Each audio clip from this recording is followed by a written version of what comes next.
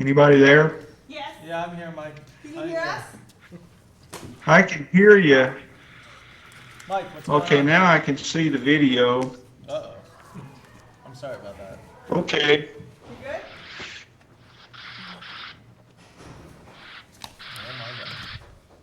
Wow, at least when everybody comes.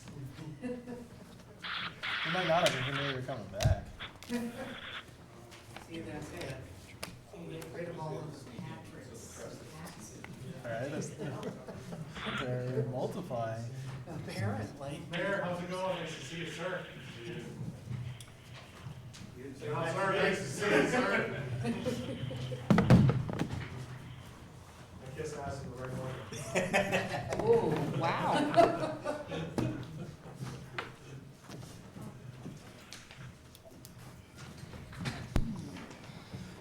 Are you gonna, Mike, the mayor's gonna try to call you on his computer. Boy, Mike is a very common skill set. I just have,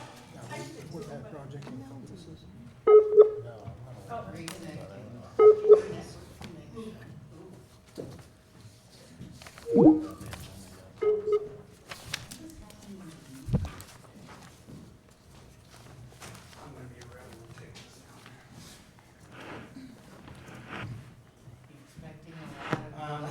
Well, my allergies are out of control right now.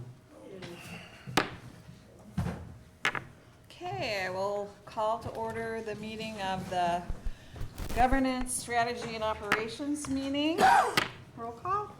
Counselor Armstrong, Here. Counselor McFarland, Here. Mayor Reed, Here. Counselor Gibbs, Here. Counselor Ensel. Here. Counselor Moore, Here. Counselor Kelly.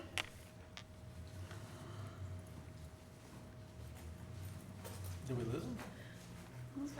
Okay. Trying them on, we can't get them all. So, following along with the agenda, I'm not seeing anybody here from the Livable Community Advisory Committee. Yes. Oh, okay, okay. Yes, please come forward to the podium and, Present now? yes, Oh, perfect. thank you. Perfect. All right. Let me first give you some handouts. Can I approach? Sure, this works. Just give me this pass. How's that? What do you want? I could put them. I can't find this. All over this stupid sheet. I know it's an MLT claim, I can't find it. This is also an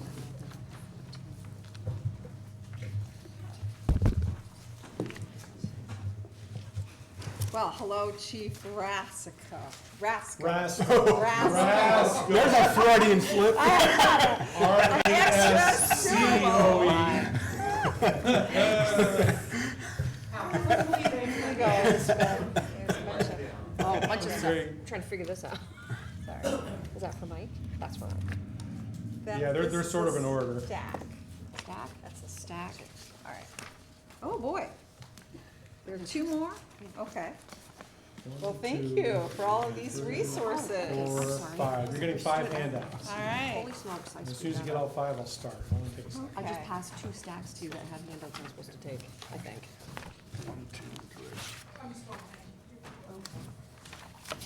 I think I only wound up, oh, no, I didn't. Take one from each and pass it down, just like school. Okay, so could you, I'll put you in order when you get them. oh, you're so good. Yep. Because I just passed Like 2 a true stacks. teacher, Yeah, right? you should have 5. Starting with the social host ordinance. Social host? Social host ordinance. Yes. Suffolk County, that's number 1. Okay. Number 2 is nuisance party ordinance.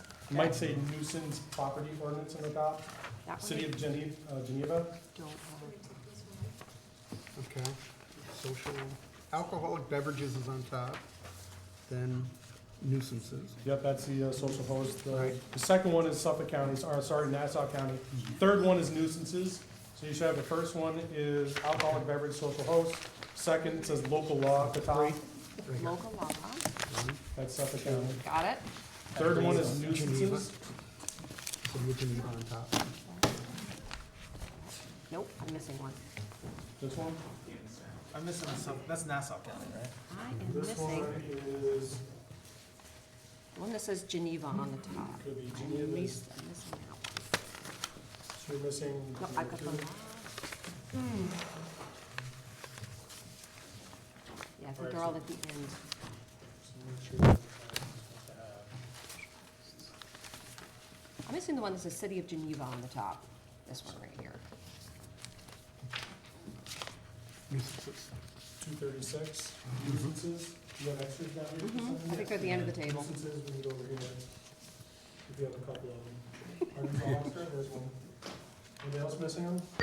Which one is that? The one on 236? 236 nuisances. I got it. That's the third one. Okay, Everybody have that? Suffolk. Suffolk, Nassau, Geneva. Yes. So those are gonna be for your reference anyway. The top sheet listed, says Livable Community Committee in the top sheet. It's just my points that I'm going by. So thank you for having me. I'm Chief Rasco with the University Police, but I'm retired from the City Police Department, so I have a lot of experience in Zone 2 enforcement here in the city. Zone 2 is what we consider to be the college area, off-campus housing, although interdispersed with other people living there as well, normal people. And so I was asked to be the campus's liaison to the Livable Community Committee, and of course I accepted. So assigned to the College City Relations Subcommittee, our chair, Jeff Moore, we discussed a number of things over the course of the spring and summer. It seemed like we were really getting rolling in July, and then summer came in and we had to stop and came up with some more ideas, but we kind of formulated what we had as of that point and really boiled down to 6 or 7 ones that I'm gonna present to you today. And much of this comes as a result of a commission that was already in place in 2007, and I have 2 extra copies of the report that I can provide to you, if you'd like to have it. I see there's one right there in front of me. But a couple of these, and I've cited, came directly from that commission report. And there's much more in that report that can be used, but I think the most important ones and most relevant for what we're doing here today, I've described here. The first that I've put on the list, and they're in no particular order, but the first that I've described is what I believe is important would be a social host ordinance. Police have difficulty enforcing parties off campus in the Zone 2 district when we don't have a reason to be there. We have large parties that are causing problems. There's no complainant. They're occurring in a place that is surrounded by other college students, and there are large gatherings. We don't know. We'd surmise that students there may be underage, drinking illegally, but there's no complaint. There's no enforcement action that police can take. You can't enter the property or do anything because there's nothing illegal. So I think a couple of ordinances may help police enforce some of these situations that we know are unsafe because of the drinking that is going on in large gatherings, to help address those problems. And the first is the social host ordinance. And this one is a Suffolk County ordinance, and this one, I bullet pointed basically what the ordinance does and how they're different. So the purpose of the social host ordinance is to deter underage drinking and to hold those 18 or older responsible for permitting it to occur. So basically, anybody that's holding a party, making money at the door or not, they have a bunch of underage drinkers at the party, they can be held responsible for allowing that to occur. So in this ordinance, the person over 18, it's owns, rents, or controls the residence.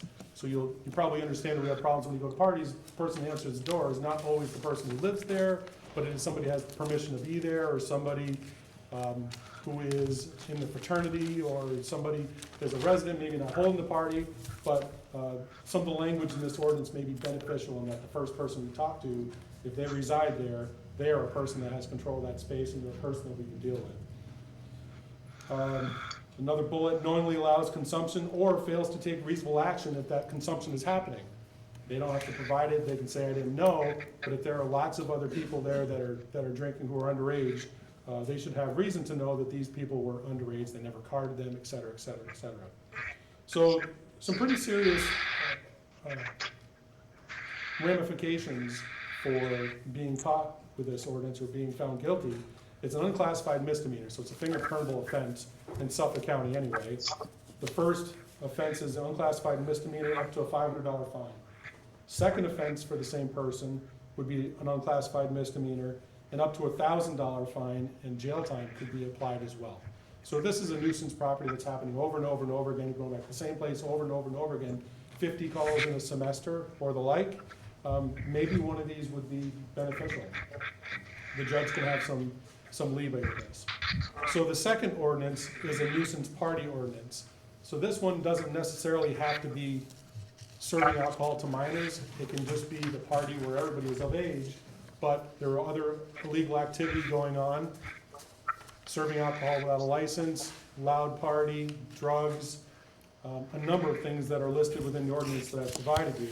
And some of the bullets are below, but it's to deter parties where disorderly or unlawful activities occur and to hold those responsible for holding them. Now, the ordinance that I provided you is for, the very first one is actually a nuisance property ordinance. And that's a civil piece. I left it in there because I thought you should look at that for consideration as well. That actually can hold landlords responsible for letting their tenants do these kind of things over and over and over again. You could probably understand that landlords would have to know, they'd have to weekly know that this is occurring, and that would cause a notification piece from police to them. But that is something that I thought was interesting, so I left it in, although I didn't note it here. So the nuisance property ordinance is applicable to gatherings on public or private property. The responsible person is an owner, an occupant, a tenant, or anyone with rightful possession or possessory control of the property, individually or jointly with others. So I read that to mean that it may not be, maybe you caught 4 people who are responsible for this party. Typically, you go to a party, you're next because I got written last time, so you go up and get the $250 noise fine. This could hold 4 or 5 people if they're all caught having the party. They could all be found responsible. So any of those people who sponsor, conduct, host, invite, or permit a nuisance party, and the nuisance is defined in there. And it gives authorization for us to empty out the party. Anybody who doesn't reside there, if they don't leave, they can be charged as well. And we can remove people who are not residents, and this is a violation. This one's not a misdemeanor. This one's a violation up to a $500 fine.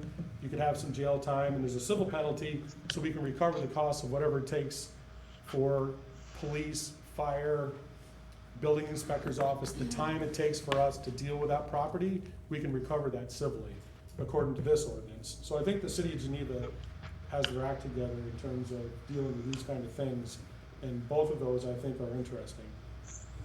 Some things that we can do fairly quickly: the creation of a student-driven standing committee on campus community relations. I would offer to chair that out of my office, and we meet bi-weekly. We have an interfraternity council and an inter-sorority council, is kind of governance for Greek on campus, and they hear complaints from the campus. If we hear complaints from the community, we bring that to our weekly meeting that we currently have, and we discuss resolutions to the problem, and I can envision something like that being very beneficial for the city as well. If it was something that was committed to by the city and city representatives were also in this meeting, I think that would be beneficial. The next one, number 4, this is from the City College report on page 32 of that report in front of me. Quoting from them, an administrative group which should be chaired by the mayor and composed of appropriate individuals such as chiefs of both police forces, building inspector, vice president, they said for student affairs, it's now student enrollment and success, downtown business owners, residents, and others, as the mayor feels appropriate to discuss issues associated with problematic behavior and problematic properties. This group should meet on a regular basis. I think that's a smart thing. I think the more communication that we have between the college and the city, the better. I think that is something that would maybe allay some problems that would boil up after tempers have heated. Maybe this is a release that these can be vented bi-weekly or weekly, however often, or monthly, however often this committee would meet, or when needed, to hear complaints from the community, and maybe we can figure out a way to address them. Number 5, I think would be really cool. This is also from the college, City College Commission report, to increase the number of internships held by SUNY Plattsburgh students in the downtown offices of the city. The internship program offers the city government a chance to engage up and upcoming talent in their operations and can increase the work output of city offices with little cost. For the students, it gives them a chance to learn how various government offices operate and how they serve people. Finally, it would contribute to the image-changing efforts that this commission feels needs to be fostered in the minds of students. And suggested offices where these interns could be placed, I plugged in police, building inspector's office, I think would be really important. There's a physics department, my son came up through there and is at Clarkson now. And much of what he did on campus would be relevant to what the building inspector does now. That'd be a great opportunity for them, especially with the increased workload that they have. Marketing and accounting, any of those things would be great opportunities for our internships. And I can tell you, I've taken my first intern at the University Police Department, and it couldn't have been easier. I met with a student, met with the student's advisor, determined a list of things that the student wanted to learn from it. The advisor said, yep, that looks good to me, and off they go. I just make sure that they complete the hours that they do, and I assign them work, and it's graded by the professor. Pretty easy solution, and so good in terms of being able to connect with the community that we serve and being able to get a glimpse inside the lives of people that are 30 years younger than me. This one is already underway, but I thought I'd plug it in anyway. The city's been doing a great job. I've connected with Joel Chase at MLD. They've been doing updates to the lighting on the city streets. We all know that lighting is an environmental thing that affects crime rates and especially quality of life complaints if there are outdoor activities that we want to stop from happening. Lighting is a great way to reduce that, and I know that Joel has been increasing the lumens of the lighting when he's been changing out those lights on Brinkerhoff and Court Street. So those changes are underway.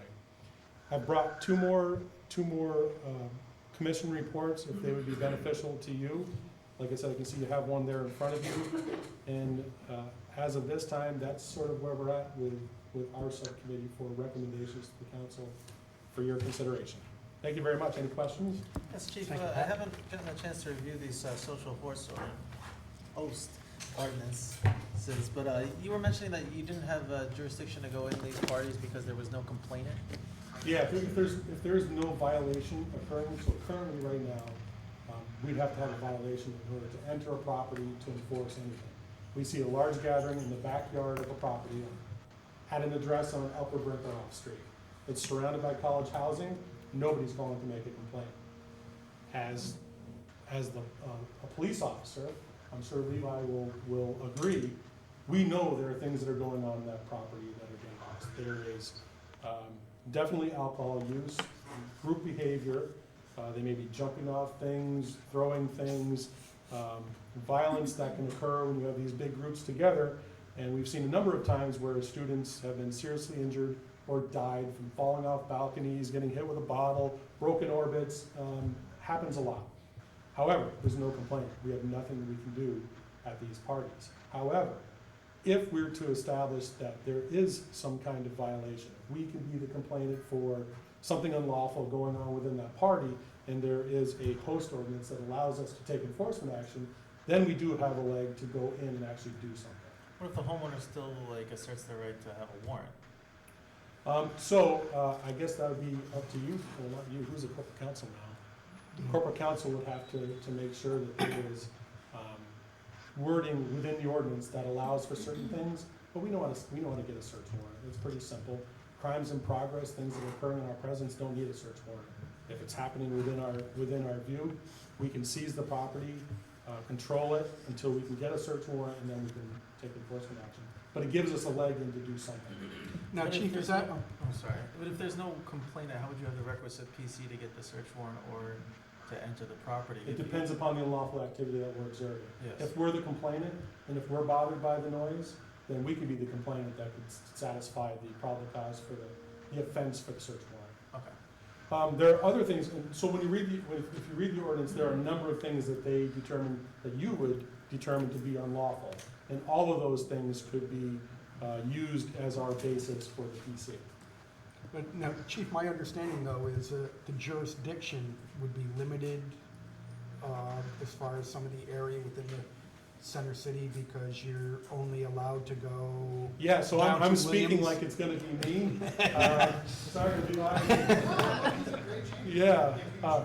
Yeah, so I've provided them to Levi, and we've talked. These are just tools, yes, no, it wouldn't be us, it would be the city police. But yes, we could help the city police, there's a large party, they have 2 people working on the shift, we have 2 people working on the shift. I can give one, they can get 1 person in, and there'll be enough people to go do an enforcement on this party, absolutely, we could assist them with it.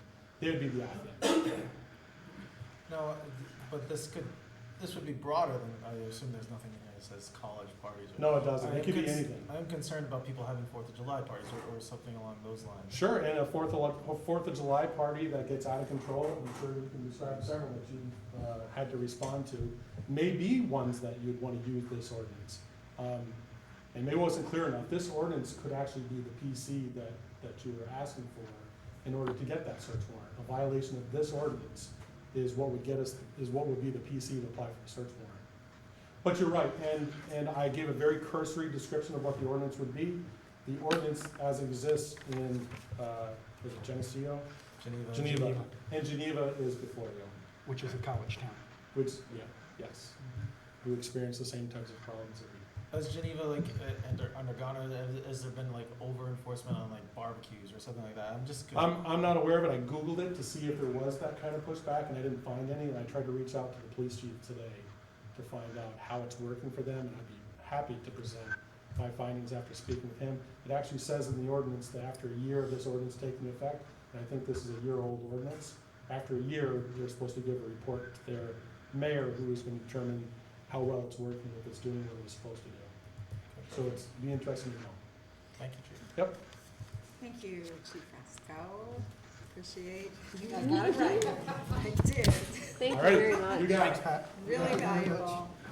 All right, so I requested information to be presented to the council regarding a financial analysis that Chamberlain Marks did about the rec complex, and is it possible to get that up on the, oh, well, so anyway.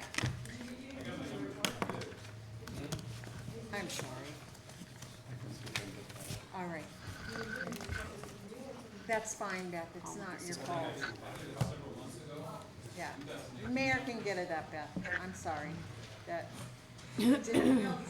yes, I should, and I assumed that somebody else would tell you, but no, I was wrong.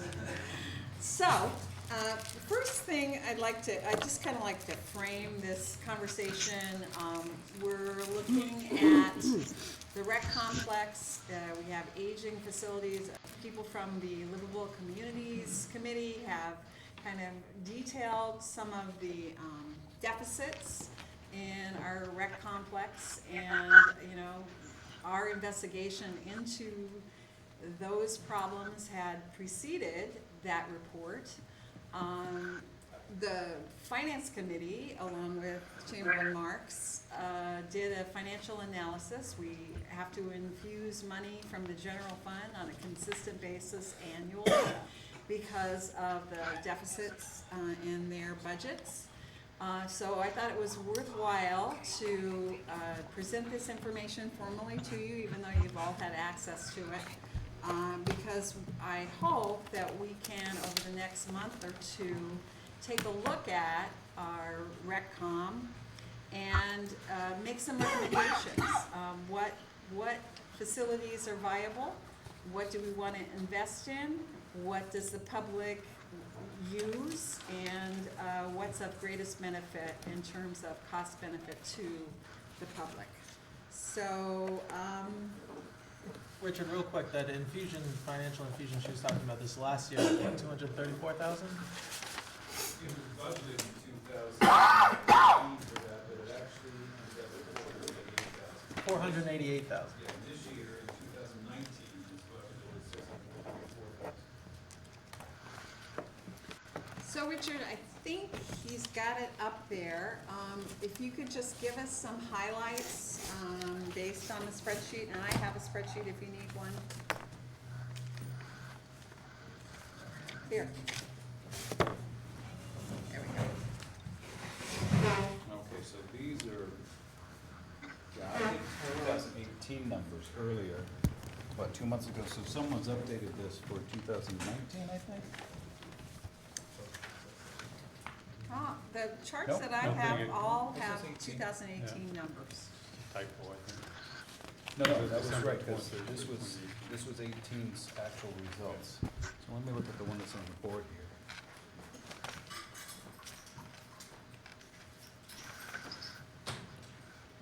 Yeah, this says expenses for December 2019. And there's been some updates to the numbers I did, and I think that's just some EPW support that's been allocated across the salaries. And I think that was estimated at what, 60,000?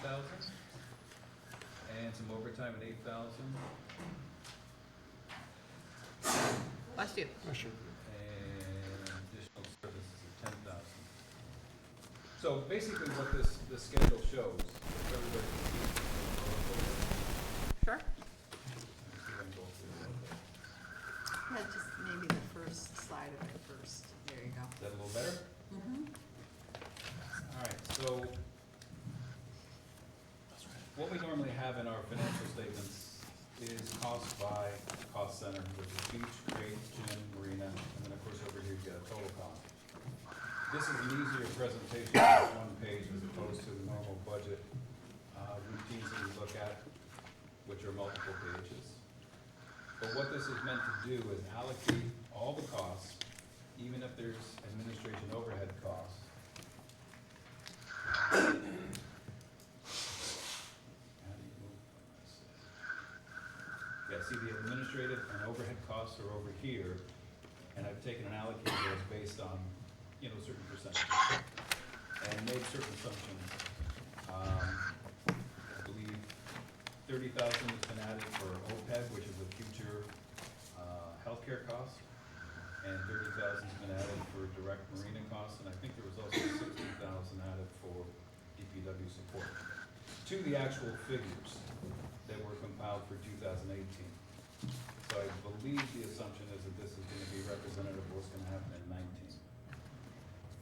2019, we're forecasting to support $624,000 as a contribution from the general fund. That normally shows up on this line, and in this example, it's been taken out, and it shows, without that contribution, the new estimate's gonna be a loss of roughly $800,000. What this presentation is supposed to do is say, for the beach, here's what your costs would be, all the different types of things, all the wages, overtime, all the supplies and heat, lights, water, that kind of thing. And then benefit costs, which are not normally seen mixed in with the different departments. They're actually a summary at the end of each one of the funds within the city's fund structure as total benefits.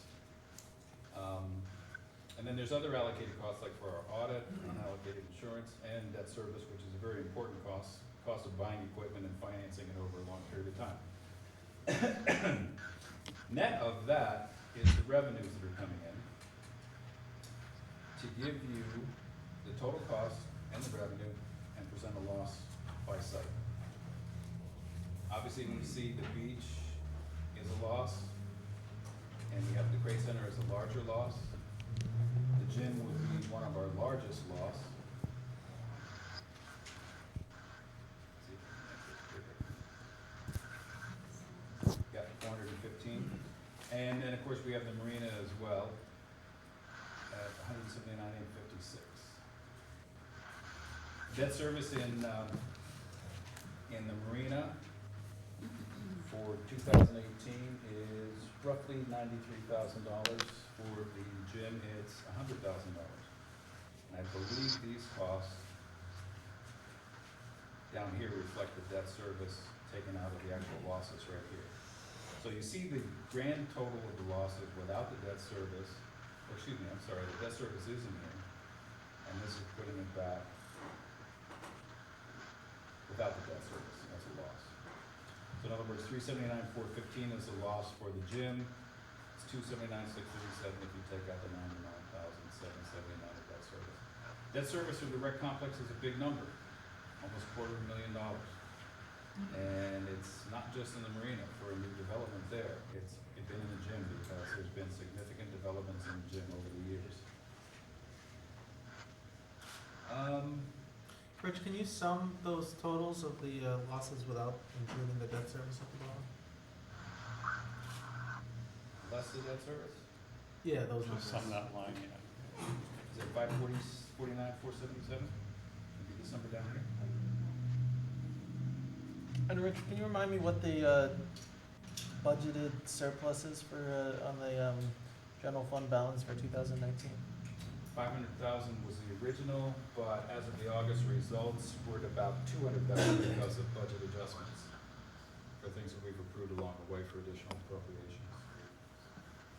Just did those numbers today for the department head meeting. I think the mayor is going to send those out to everybody, those reports. Specifically, the general fund was supposed to bank about $502,000 in additional fund balance, and it, like I said, it's down to 206 after budget revisions. But that's just the expectation based on the budget. That's not the actual reality at this point. The reality right now for the general fund is at 3.7 million ahead, adjusted to 3.3 million for transfers to capital and also for taxes not collected. So it's a big surplus right now, but there's still a lot of large bills to pay before the end of the year, such as retirement and the remaining healthcare costs. Those alone are 2.7 million. But there's more revenue to come in too. There's still a lot of state revenue to be recognized. So it looks like the general fund's gonna have a surplus year. So far, it looks very good. And that's even including the $624,000 that's budgeted to support the rec complex fund and all these operations. But according to this forecast, that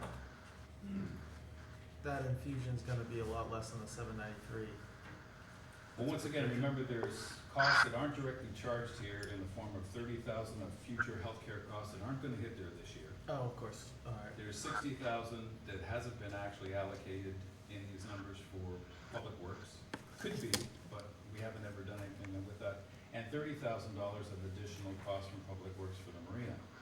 So taking those out, we were budgeting a balanced budget for the rec complex with $624,000 of contribution. So if that works out, it means that the loss on those facilities is $624,000, give or take. Although rec complex is looking strong right now too, as far as its budget results. Actual numbers right now on it say that it is $141,000 to the surplus. And Rich, could you go, scroll right again so we can take a look at the graph again? Sure. I don't know who did that graph, but that is cool. Good job. And I take it the one on the right is without the debt service? And the one on the left is with the debt service? Good question. I didn't do that, so I'm not sure. That's right. Okay. Okay, Obviously, none of them actually generate a surplus.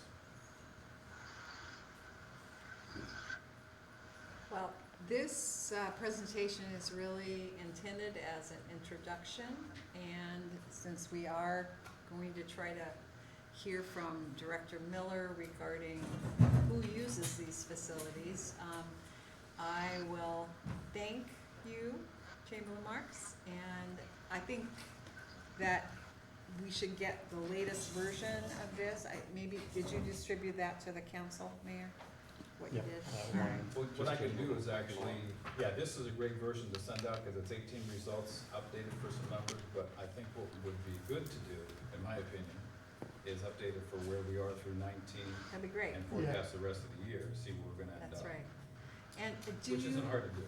could you please also make an entry for what capital expenditures are being planned for 2019? Sure. All right. All right, thank you very much, Rich. You're welcome. Thank you, Richard. And we also asked, Councilman McFarland and I, for numbers regarding usage. We're interested in examining, really who these complexes serve. And so I've asked Director Miller to kind of report out. We all received a copy of his analysis last night in an email if you'd like to reference that later. Sure. Thank you. And you just want me to summarize the, Yeah, Sure. just the highlights. We've all got the document. I'm just, this is kind of like the way to present this to the public right Right. now. just a few caveats up front. The way that we track usage at the various recreation facilities was not set up with the intention of tracking the origin of the people who are using it. So these are approximate numbers. We did the best with the information we have, but we do feel that this represents a fairly decent picture of who is using the different rec facilities.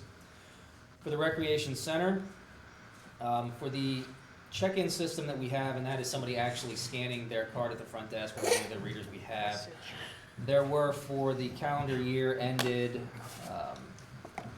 July 31st, 2019, a little over 34,000 check-ins, so that's 34,000 individual swipes of a card. Now that does not count kids who are coming in for a birthday party in the basketball courts. It doesn't count somebody if they come in and they just do not swipe their card for whatever reason, so that's likely an undercount. And based on the type of membership that they have, that is separated into various categories. A Probably few of doesn't them, include the camps either, correct, Matt? it does not count the two camps weeks. either. Yep. We did recently install a physical counter at the front door it's like the strips that they put on a road to detect traffic like that, so we'll have a more accurate figure of actual people coming in versus out. That's at the gym, That's at the gym, yeah. but that won't be able to keep track of if the same person keeps coming in and out. No, we'll essentially take the number that it counts and divide it by 2. So of the 34,000 check-ins, about 3,000 of them fell under categories that it's very difficult to determine the residency of the person who's using it. That leaves about 31,000 check-ins for which we can make a reasonable determination. Based on those check-ins, we found about 21,500 of them were from city residents, 9,800 were from non-city residents. So from the standpoint of the recreation center, using these figures, the percentage of total usage by city residents is about 69%. Anybody who lives outside of the city, that constitutes about 31% of the usage for the city rec center. For the crate center, it would be speculative to estimate the number of residents versus non-residents that attend the few major events that are held over the summer, several of the trade shows, and also the Trick or Treat on Safety Street event that we have each fall.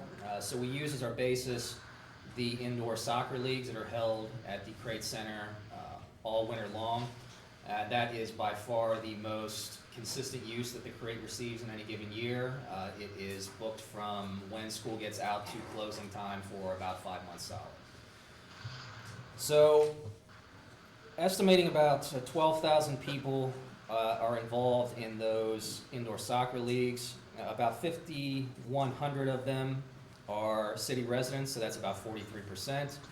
And non-city residents, that's about 6,800 people, and that represents about 57%. The attendance at the major events and the trade shows, that's estimated to be about an additional 12,000 people, but we've never tracked the addresses of those attendees, so it would be difficult to speculate. For the municipal beach, this year we had at the entry gate our employees asking each person who comes into the beach what their place of origin are. Are they a city resident or a town resident? Are they coming from Canada, or are they coming from anywhere else in the world? So based on the figures that we have for the season of 2019, which just ended on Monday, there were a total of 36,167 visitors to the city beach this year. 13,600 of those were city and town residents. We didn't discriminate between one or the other. So city and town residents constitute about 38% of the visitors to the beach. Canadians, there are about 20,000, so that represents about 55% of the visitors, and anyone from anywhere else, a little over 2,500, and that's about 7%. For the city marina, rough estimates for usage, and this is actually the most lopsided of any of the facilities. Non-residents constitute about 90% of the usage at the marina. Now that is seasonal slip holders and transients and anchorage owners coming in and out throughout the season. And city residents represent about 10% of the usage at the marina. And that's it. Thank you. Yeah. Thank you. Thanks, Matt. finally, I'm going to, you know, look for a more in-depth investigation into the condition of these facilities. I mean, we can, kind of try to assess how viable they are, what is the extent of the investment we would need to make to bring them, up to their most productive levels. And then, I'd like to just get together with the finance committee, and take a look at the total picture, and then make some recommendations about the rec-com facility. So, that's that. And I don't know if we have the, person here, Pat Hoffman? Oh, she's not here. You know, I kind of dropped the ball on that. I was trying to reach her today, but I should have reached out to her a couple days ago to remind her. Last time I spoke with her was about a month ago. So I'll move to table this for now, and perhaps I'll speak with Councilor Gibbs and Ansel. Maybe she'd be interested in presenting at the Public Safety Committee. Do you wanna, inform us Yeah. what this means? Give it a little context, or? Yeah, she lives in downtown. She has serious concerns. She lives near Don Alley, which a lot of college kids, but not even just college kids, a lot of people use for public urination. She had some ideas about possibly lessening that, and I know she wanted to present. So Okay. I'll see if I can get her in at the public safety. Yeah, that gives you enough time between now and next, this was several weeks. Yeah, absolutely. Okay.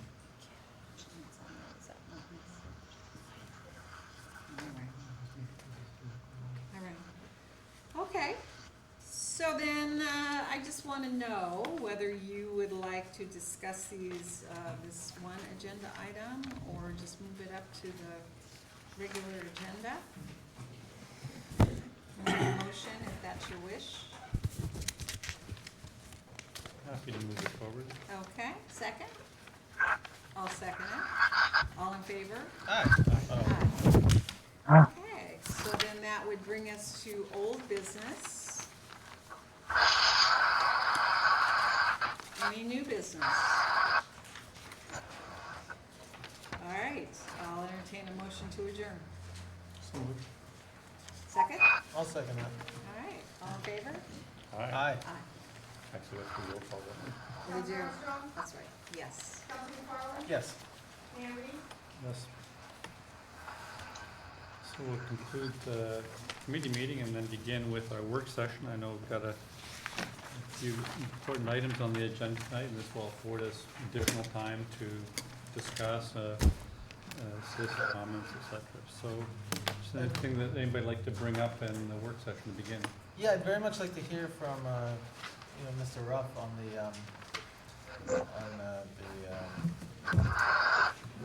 yeah. Two agenda items tonight. One is a secret determination on the work that might be performed to improve the water system. The second is an authorizing resolution to submit a grant application and a financing application to the state for funds under the Water Infrastructure Improvement Act. The water system's old. We've had an engineer study done of the entire system. They've identified all kinds of things that would be good to do to the system in order to improve its reliability, its redundancy, its resiliency, and its robustness, the 4 Rs. So there's a master list of all these improvements that total, I think it was about $19.8 million. We can get up to $3 million in grant money. So that would reduce the amount we need to borrow down to 16.8 if we did all the work. We're hoping to get what's called hardship financing, which would be 0% financing for 30 years after an initial 5 years of short-term borrowing at 0%. So if we get the hardship financing, then we'll make a financial decision about what we feel we can afford and how we would phase in those revenue to fund those costs. If we don't get hardship financing, the analysis will be a little different because we'll have to get Worst case situation, bonds on the open market maybe at, what are we getting, Rich, 3.5%? A little less than that, okay, so, all right, so it's favorable rates.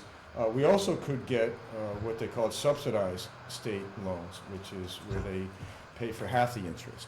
So there'll be a range of financing options that we'll take a look at as we look at also all the work that we'd like to do and decide what we can afford and when we can afford to do it. So this is the first step, which is authorizing me to submit the application for both the grants and the financing. It's the seeker determination that's required for the grant application. And next week, you will see an actual bond resolution for the $16.8 million that potentially we might borrow up to. Now, if we get the grant for $3 million, does that require us to outlay the whole 19.8 million? No, we can scale the project back as we see fit. The limit on on the grant is it's 60% of your eligible costs up to $3 million. So if you do $5 million worth of work, you maximize the amount of grant that you get at $3 million.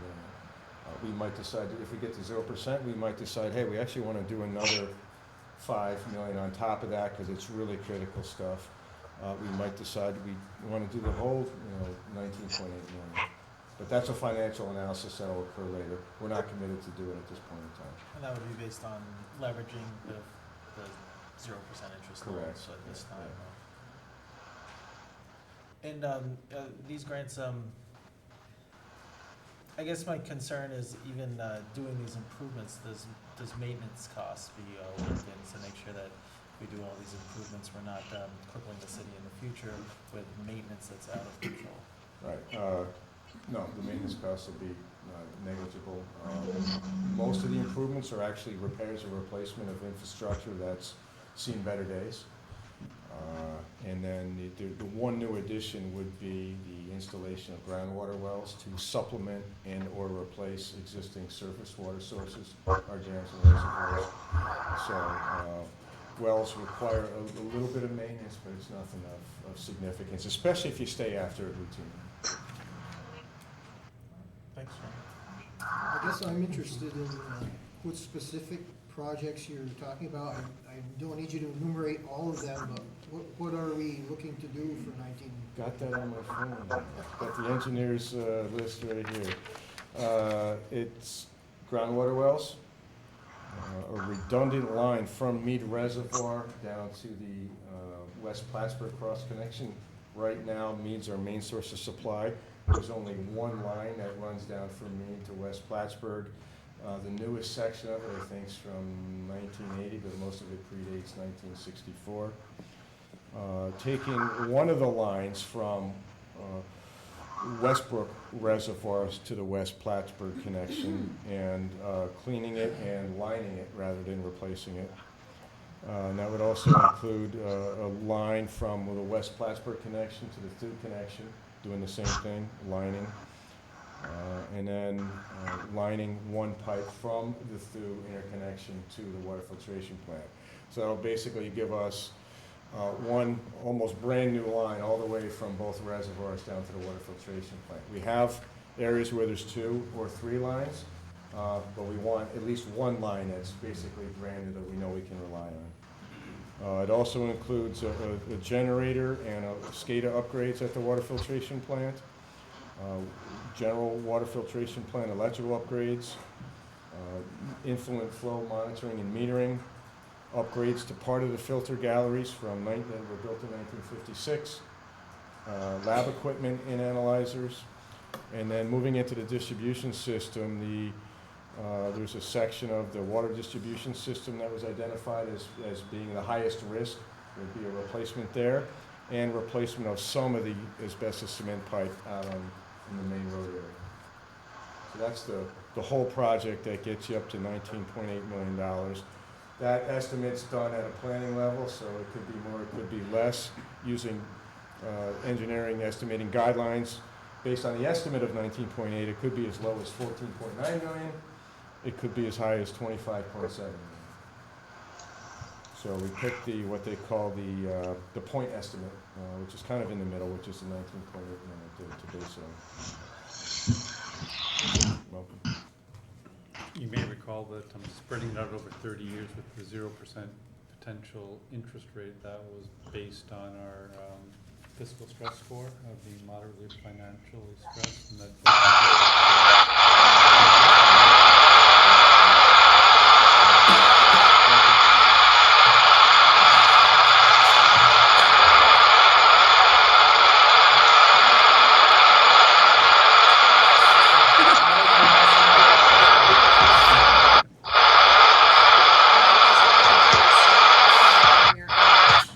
just received. I don't know what's causing it.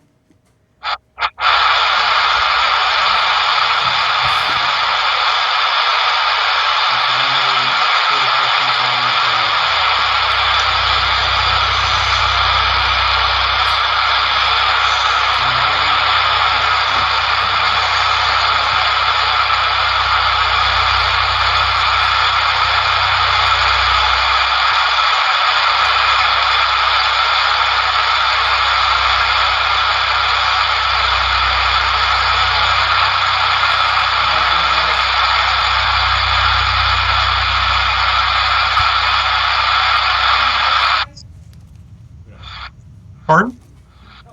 We can't hear you. Okay. there we go, okay. You're staticky for a moment there.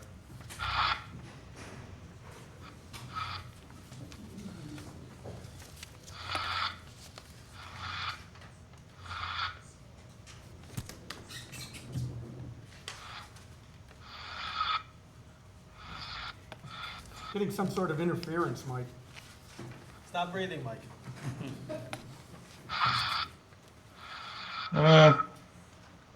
I could lie back in bed with No, we're good. a former position and see if that helps, okay?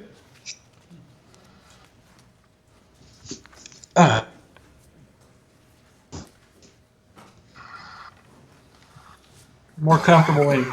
No further discussion. We'd like to have a 5-minute recess. We'll resume at 5:30 then. Will that work? Perfect. Thanks. Can you hear me now? Yes. Okay.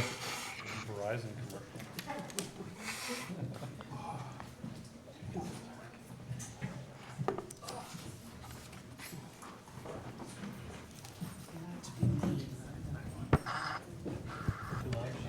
No, when you shuffle your paper over a bit. Oh, is that what's causing it? No, it's not causing that, but when you shuffle your paper over it, you're shuffling. Can you see if I can get more thoughts on that? I don't even know what that is. He's telling the truth. I can't read that stuff. I can just see Jeff's eyes glinting about the problem.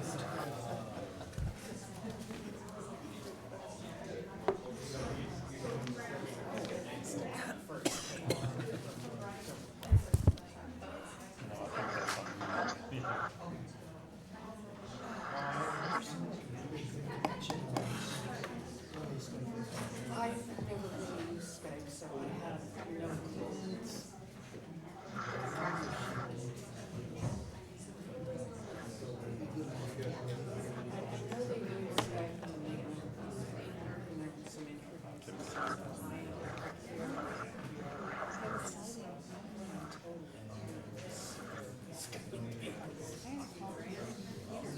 I saw an email.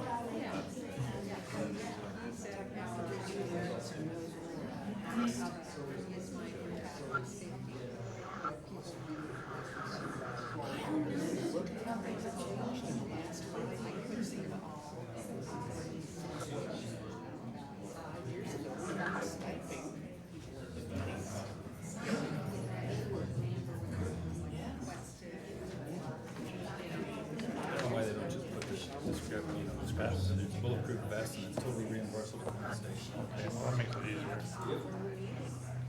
Good flow.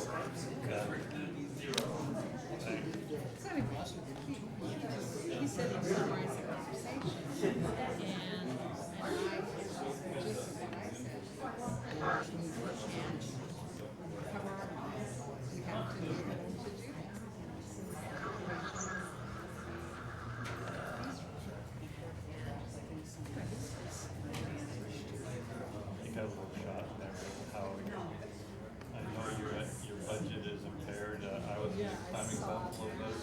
Nice to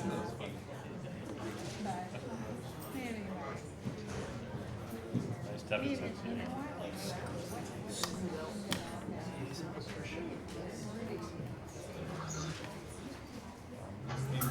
Second, first is what crossed off this time. I think that I saw what they're going to put on the agenda. Council didn't want to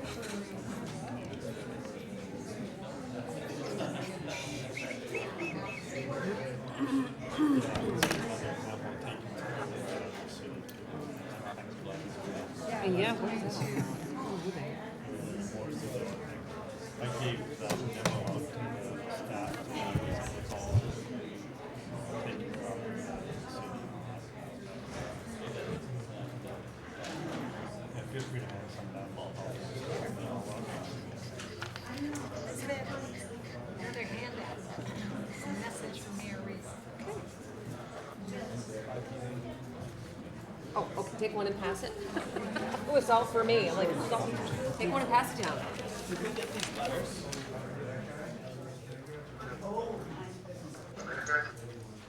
I didn't hear your question, Pat. Did we get these letters? I think those were the night that we had opening. Well, these were the letters submitted on the next Monday. Must be. It's been the comments taken with the letters. Because some of that I remember from being here, and some of those were comments. Did your pieces still? Oh, you know what? You must have gotten the original. 'Cause mine is front and back. Okay. You got only the one. Did you have a chance to take a look at what I sent you about the task force? Sorry. I did. Find these tabs. Because I felt like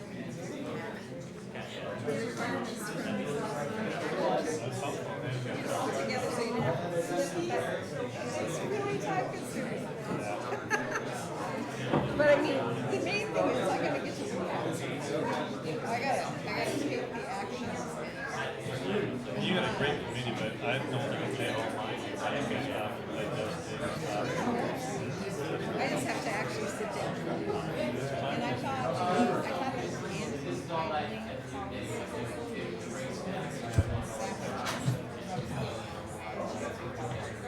but I think he would suggest that we should just try to do it.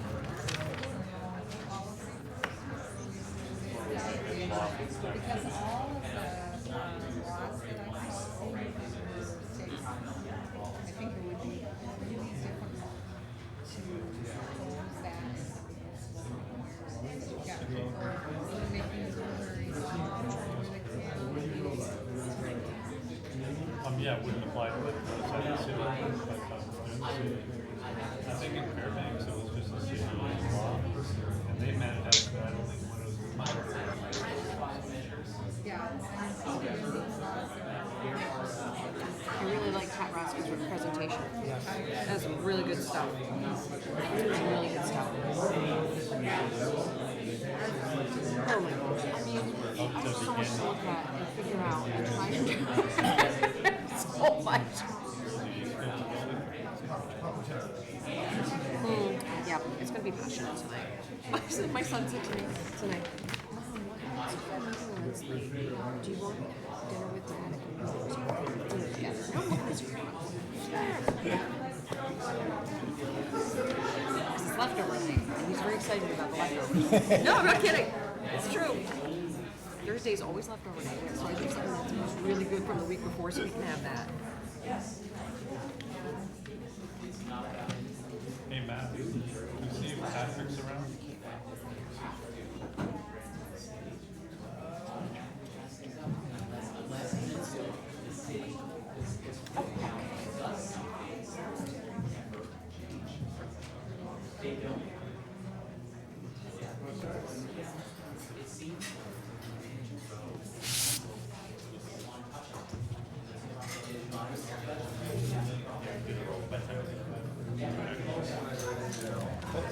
Let's begin. We'll begin tonight's council meeting with the Pledge of Allegiance. I pledge allegiance to the flag of the United States of America and to the republic for which it stands, one nation, under God, indivisible, with liberty and justice for all. Begin with the roll call, please. Mayor Reed? Present. Counselor Armstrong? Here. Counselor Kelly? Here. Counselor Gibbs? Here. Counselor Ensel? Here. Counselor McFarland? Counselor Moore? Here. Counselor McFarland? Thank you. Just a couple of comments. I know we've got a very full agenda tonight. Today on the agenda is a request to apply for a grant that will help the city leverage a major interest-free loan to modernize, improve, and enhance water and wastewater security. The city of Plattsburgh prides itself on its water resources and the protection of Lake Champlain.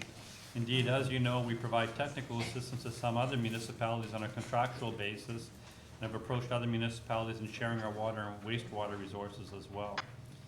We have also employed our water storage capacity to take care of the needs of the town of Plattsburgh when their demand would vastly outstrip their supply, such as during the major fire at the Comfort Inn a few years ago.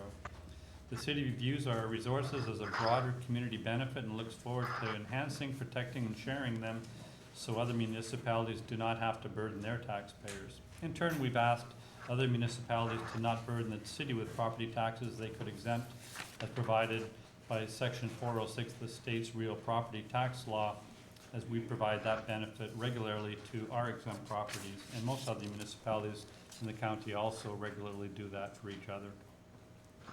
On the subject of recreation and partnerships, speaking of a broad public benefit, the city also takes great pride in our parks, our beach, our library, and our cultural and historic events.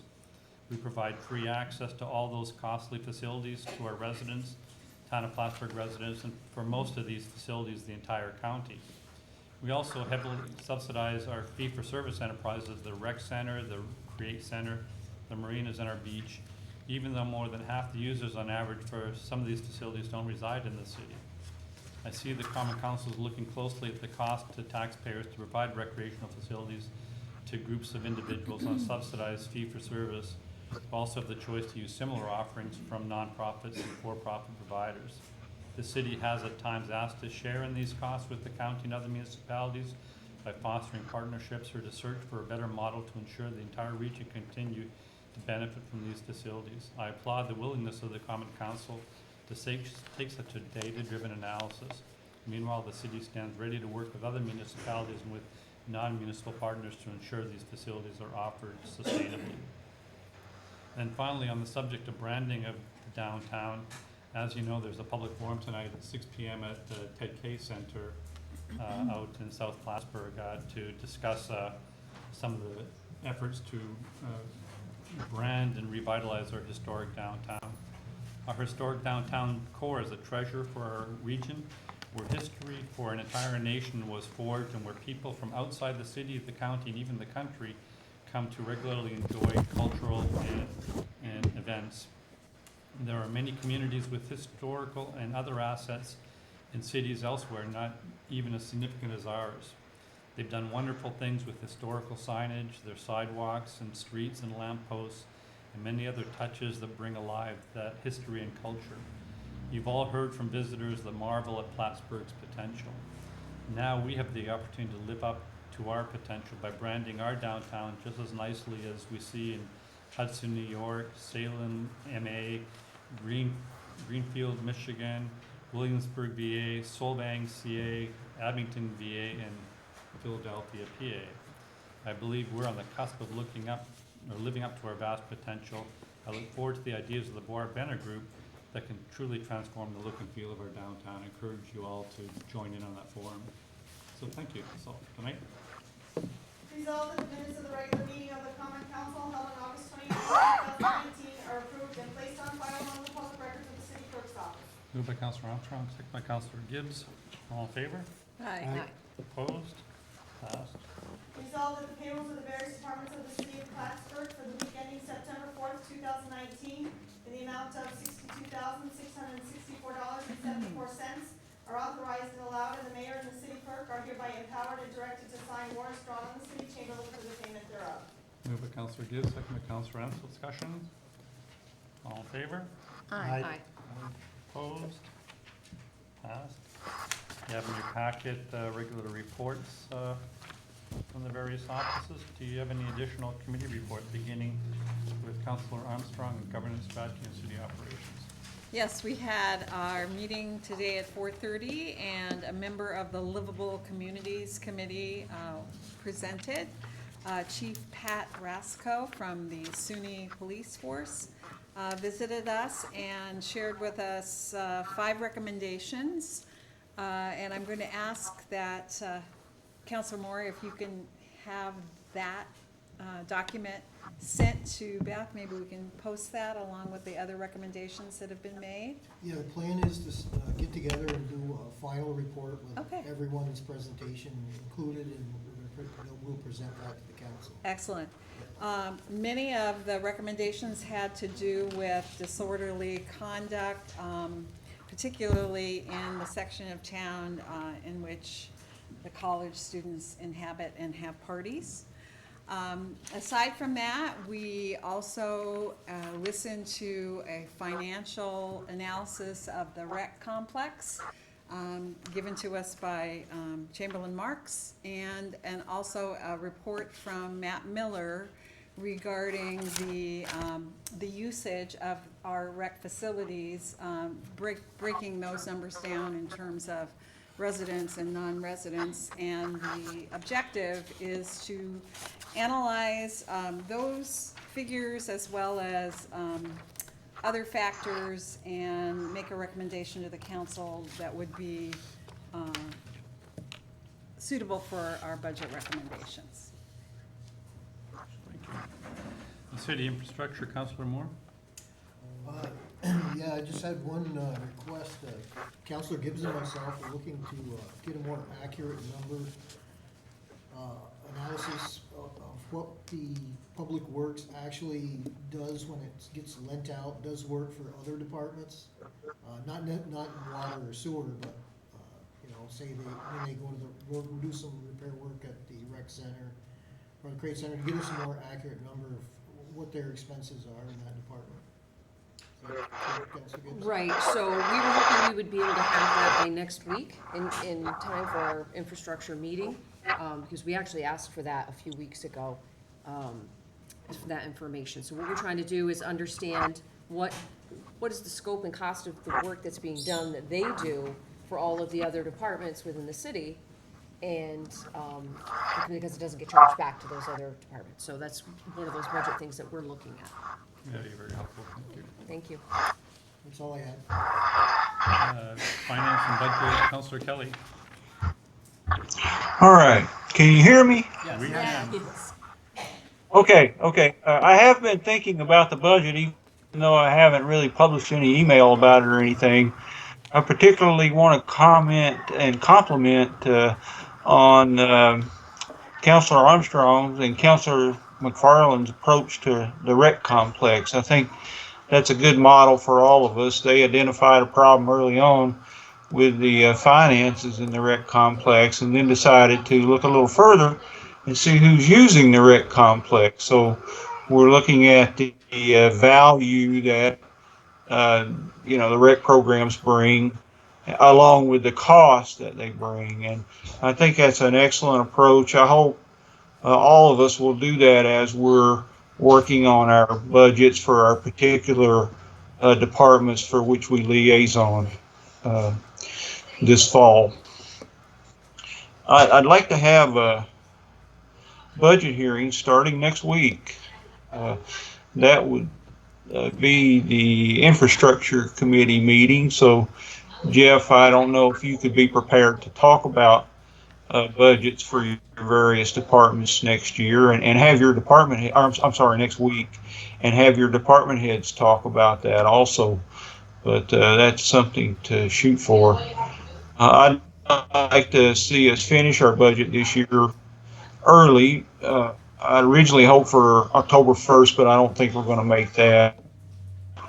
But maybe October 15th.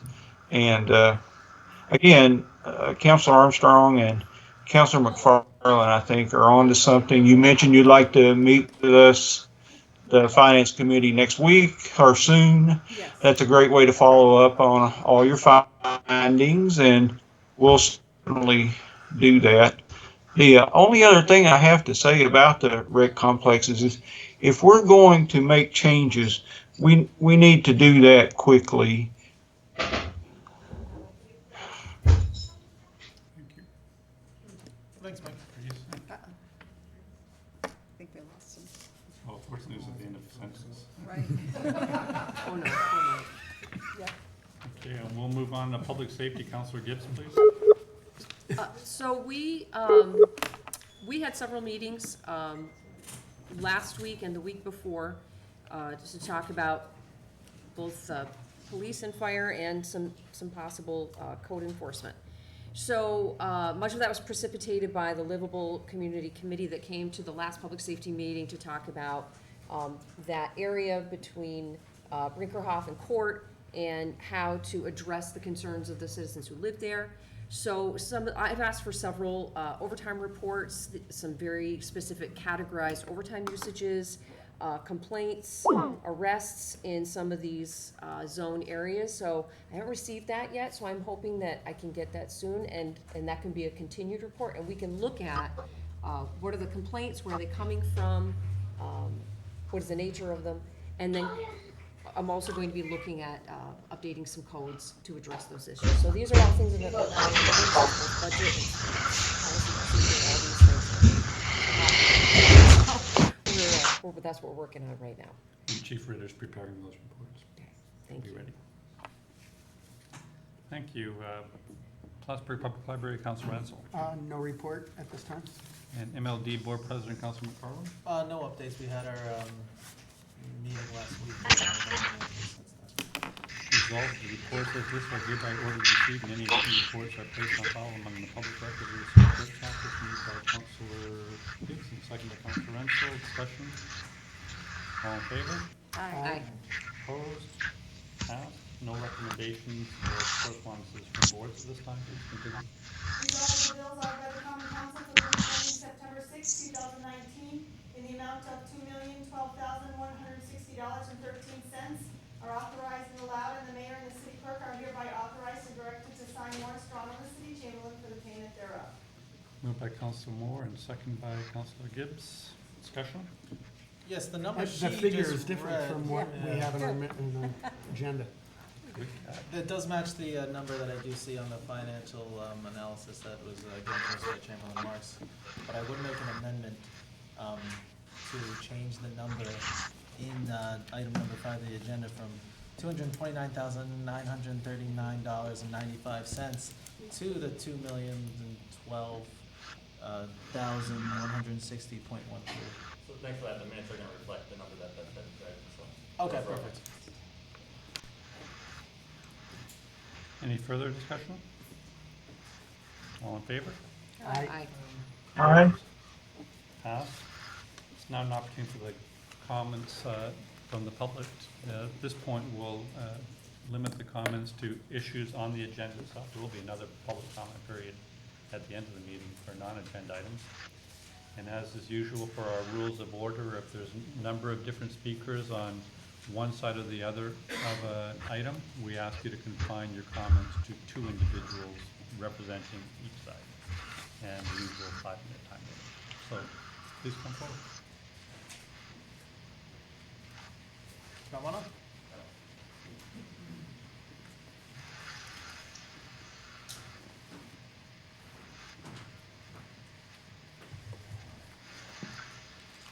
My name is Jack Bilo, and a few weeks ago I handed you out a flyer on the livable community. I think you all got it.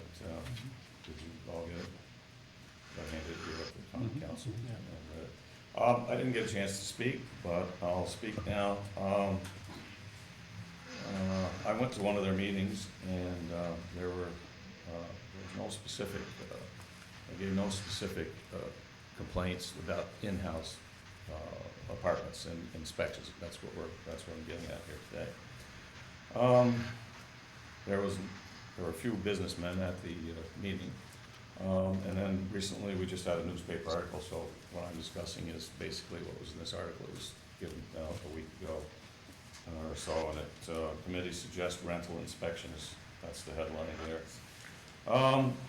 We'll go along with a few things here, some things that I already went over with the thing that I handed out to everyone.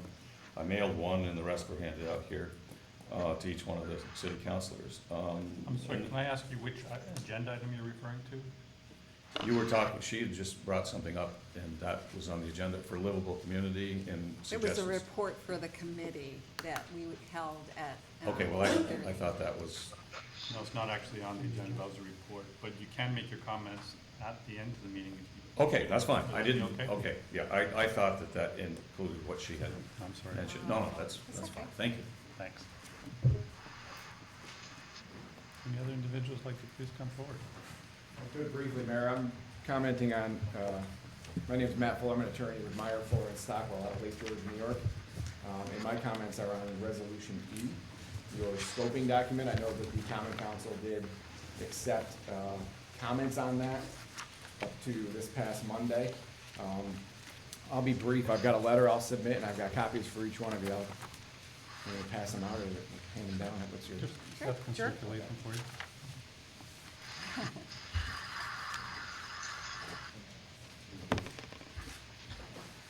Thank you.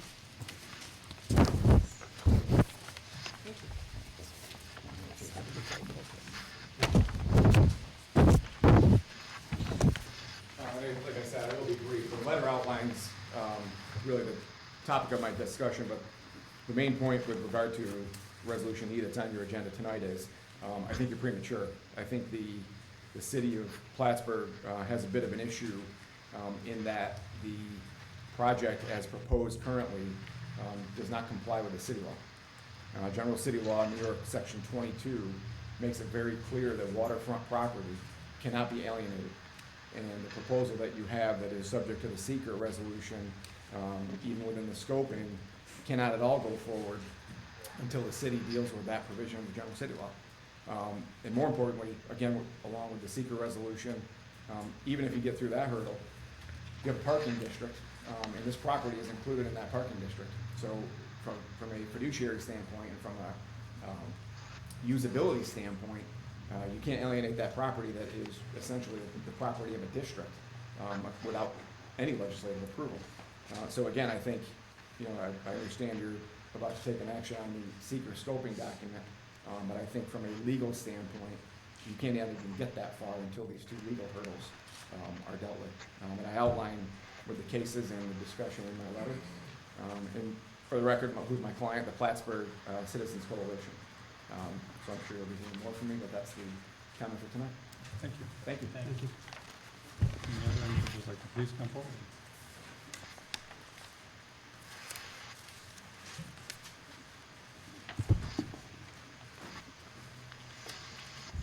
Rebecca Kane. I'm here to speak to the adoption of local law P5 of 2019. So I was taught that as an adult, when you make a decision, it comes with responsibilities. No one should expect that they can make a decision and then force others to deal with the outcome. They can throw up their hands and say, I did this, now everyone else has to deal with the consequences. In Plattsburgh, dog owners are required to license their pet, keep it on a leash, keep it confined to their property, prevent it from being a nuisance to other people. I imagine that 50 years ago, before dog laws were in place, owners were reluctant to change their free-roaming, unlicensed life of their dogs. No one finds fault with the way the dogs are kept today, though. They're safer, they're less likely to be injured, less likely to be lost, they're not as much of a health risk or causing property damage to neighbors. I believe that cats are pets. People should be responsible for the health and the safety of their pets and provide a safe, loving home for them. The feral cat proponents in this city claim that they want to manage cats in feral colonies and slowly have the colonies disappear with attrition. As you all know, I'm not in favor of supporting feral colonies, but if you're going to have attrition, you have to identify new cats in the colonies. You have to stop people from adding unwanted cats to the stray cat problem in the city. You have to make cat owners responsible for the pets they decide to get.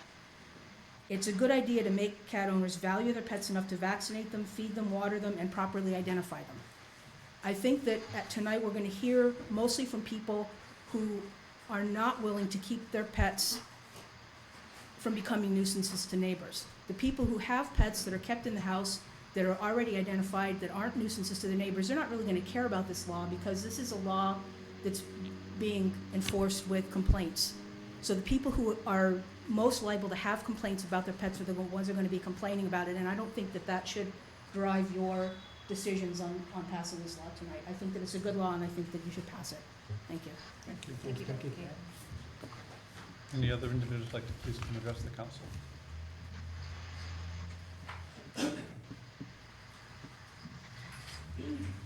Seeing none, let's continue. Oh, no, wait. I'm sorry.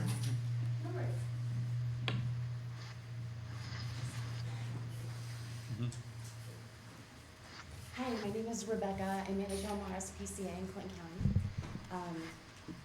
I get this is a really hot topic. My concerns about you folks passing this law would be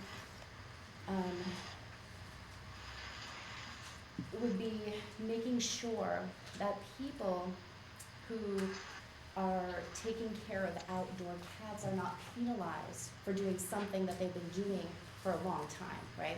I think it's really important that you folks realize that if you pass a law like this, you folks, the municipality, are also going to be culpable. You're going to be held accountable to these same laws, I would think.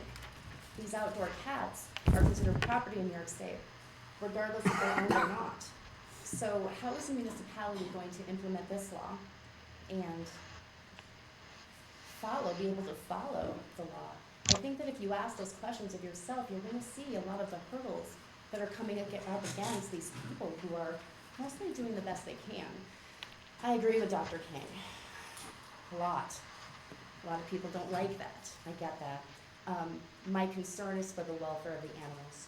My concern is also for the welfare of the people who are taking care of them, which should be all of our thoughts. A lot of these people didn't create the problem. A lot of these people did create the problem. A lot of these people are taking on more than they can chew. There's been a culture through the Humane Society as well as the ASPCA to keep animals out of shelters and out of rescues, keep them in homes no matter what. And I think that maybe we've gone a little bit too far to the extreme on that end. I think maybe we have to meet in the middle. It's not fair to make a law to tell people that they're responsible for 20 to 30 cats on property that they've been feeding, that people are dropping off, that animals are just walking onto. It's not fair. You can't have an expectation that you're going to allow something to happen and then change a law which will in effect be broken every day. How are you planning on having these laws enforced? What are you going to do? You're going to seize cats? Where are you going to put those cats if you seize them? How are you going to make determinations whether or not those cats are feral or not? Most trained behaviorists can't right away. How are you going to look at the welfare of those animals as they're sitting in a cage? These are things that I think should be addressed before you implement a law. And I'm hoping before you vote on anything, that you sit down with some people who are dealing with these issues every day. Because I think that we're going to be able to open up your eyes so that you can be much more effective in this issue. Because we need you to be effective. We're doing a lot. We need you folks to step up and create some local laws but our laws that are manageable, our laws that are enforceable, and our laws that will allow us to be North Country people, to do what we're supposed to do, but still not help a continuous cycle of irresponsible rescue. Thank you. Thank you. Please come forward. Good evening, my name's Ed Dara. I am 52 years old and have lived in Plattsburgh my entire life. I am concerned with what Rebecca had mentioned. I do occasionally feed stray cats. I take some in, get them checked, vaccinated, bring them home. Others disappear. My major concern is what I had read on the agenda regarding microchipping. I would ask anyone in this room, how would you feel if your child was mandated to be microchipped? There's some pros, there's some cons. But when it comes to cats, I did read according to the agenda that it appears it would be cats less than 4 months old. But I'm not really clear if it would be required of all cat owners in the city, because I would never microchip my cat. I did treat a cat of mine for 3 years with twice-a-day insulin injections. And it has been determined that determined, but suspected that multiple injections on cats can cause tumors. His diabetes was successfully managed, but he did come down with a brain tumor at the age of 10. I can only wonder what happens when you put a microchip under the skin of an animal. I would also like to, in closing, just mention that, I'm not sure if anybody's aware, but I believe it was late July, early August, that New York State has banned declawing of all cats in veterinary offices. The microchip issue may be coming to light soon as well, for health reasons. So, it's just something to think about. Thank you. Any remaining individuals like to please come address the council?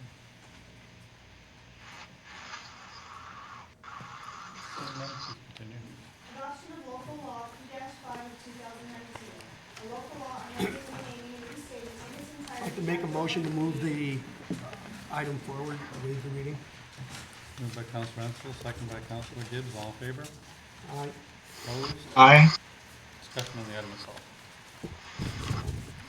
Yes, Mr. Mayor,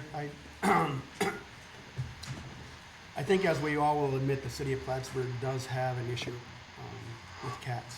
Previous attempts to address the problem failed to win majority support of this body. I certainly hope that that's not the case this time. I strongly and wholeheartedly believe these changes serve for the betterment of animals and their overall health and well-being. But most importantly, it benefits public health and protects and respects landowners' rights while making people more responsible and accountable. Councilor Armstrong and I have worked hard on this proposal. We've met with members from both sides of the issue. We've heard from two highly educated and respected animal experts who support this measure and who have put to rest fears about the microchipping process and what it may produce. That being said, in response to certain statements made by feral cat welfare groups, particularly those proponents of the trap, neuter, and release program, I would like to allay any of their misguided fears. The plain language of section 128-4A states that an individual will be presumed owner of a cat if they regularly feed the cat on that individual's property. Though I believe this section is sufficiently clear to the extent there is any ambiguity or confusion, I'd like to confirm that the legislative intent behind this section is that those who provide food to feral cat colonies would not be the presumed owner so long as those colonies are not located on the person's property. Additionally, the changes being proposed are expected to have complaint-driven enforcement. Yeah, I'd like to make a comment. I really agree that something needs to be done, but I'm not sure that this present law is going to achieve those ends. And in regards to that, I guess this person sent a letter to the council, Dana Rutherford. I'm just going to read their letter because it kind of sums up how I feel about it also. So I quote, "It appears that the Common Council has not differentiated between pet cats and some owners who sadly allow to roam freely in the community. Stray cats that were once someone's pet were abandoned for a variety of reasons that are now homeless, and feral cats that are wild, beyond their ability to socialize, and cannot be homed as pets. It is understandable that the Common Council would like to set the stage for more accountable pet ownership by having pet cats vaccinated while ensuring pet owners provide their pet cats with sanitary living conditions, preferably indoors, and not abandon them. The added requirement of having all pet cats microchipped is particularly appealing because it not only identify lost pets, but also the owners of stray cats who have abandoned and on occasion rescued one from area animal welfare groups, thereby assisting with greater accountability of pet ownership.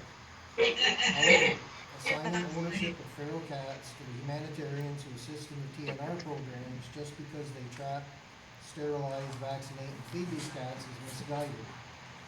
Because feral cats cannot be placed in homes as pets, TNR programs are designed to reduce community cat colonies by eliminating the ability of ferals to reproduce, as well as prevent disease and vaccinations. If during the TNR process, volunteers trap a stray cat, that cat is typically made available for adoption and not returned to the colony. It is only feral cats who are wild, will never be pets that are returned to the colony after health checks, sterilization, and vaccination. If passed, this initiative will force DNR programs to cease, resulting in an inhumane increase in the size of feral colonies. Because ferals are no longer spayed, neutered, or neutered through the TNR programs. Additional ramifications include the perpetuation of undesirable behaviors such as fighting, yowling, and spraying, as well as an increase in the death of birds and small animals because colonies are no longer being provided with food source. If the Common Council wants to curtail cats running wild in the city, establishing accountable pet ownership codes that support indoor cat ownership and discourage pet abandonment, coupled with support of local animal welfare groups so that TNR programs can achieve an 85 or better TNR rate, it is more productive, effective, and humane solution, end quote. Now, Jeff, how does that jive with what Peter just said? Because I'm reading the provision, and it does say that, you know, a person needs to regularly feed the dog or cat on that person's property. And he's suggesting that it wouldn't affect the people doing TNR who would go to a cat colony. Well, it would, because it would imply ownership by the TNR group. Anybody that says. Not unless they're doing it on their own property. Yeah, that's all I have to say is it implies that whoever feeds the cats will do that. Why don't we review that language, would you, since you just picked it up there, why don't you just re-clarify, because that's not the understanding that I had. Okay, but Okay? that's what the word says. Well, here, I'll reread section 128-4A. A person who keeps, maintains, or harbors a dog or cat and who knowingly allows a dog or cat to remain on a person's property, or who regularly feeds a dog or cat on the person's property, is presumed to be the owner of the dog or cat. A person who has charge, care, custody, or control of a dog or cat is presumed to possess or control the dog or cat. So, there are, from my understanding of the issue, there are different kinds of colonies. I know a neighbor who lives near me, I've seen bales of hay in the garage, so I would believe that that person's habit or practice could be defined as ownership, because it's on the property. However, I'm sure that the TNR advocates would say that there are many colonies. I think someone spoke of one behind St. John's? Newman Center last week. That kind of colony isn't on a person's property, and the people feeding them would not be considered owners. So I believe that this law provides for the opportunity for TNR to continue, and I would encourage that.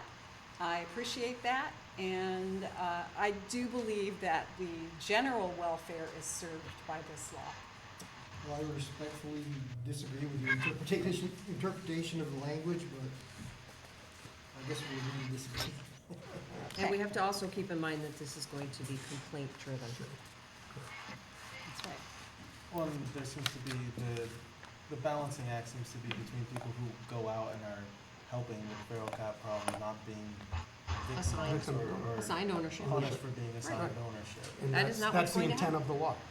And we don't want to punish people who run on feeding cats, because as Lil pointed out a year ago, I think she mentioned last week too, that cats are pretty good predators. I think they've led to 65 extinctions of species or more, and they start killing songbirds and other critters and things of that nature. Free roaming cats do a pretty good job of that, Yes, regardless. I think it's a sport. So, but I'm interested in the general welfare of our public. Well, I remember when It becomes a public health issue. I remember when this issue came up about a year ago. Dale was mentioning something of a woman that he was getting complaints about when he was on the council, constantly throwing like garbage in her backyard to feed cats, and it was causing her neighbors a lot of stress. Because I remember I voted against the law, but that law then is very different than this law. But I remember when he said that, I was like, well, that certainly is a problem if someone is doing that. Making them accountable and responsible. Right, and so I'll also share with the council, I've received a number of phone calls, emails from concerned constituents in my ward on both sides of the issue. And I have this problem on my own property. I don't have a problem with feral cats in my neighborhood. I have a problem with cats who are owned by my neighbors who come to my property and they are using my backyard as a litter box. And my son is in the backyard playing, and he unearthed sand, and there it is. So I had a constituent call me last week because she knew this was coming up for vote, and she is absolutely beside herself because her property is being terrorized by her neighbor's cats, which are not feral.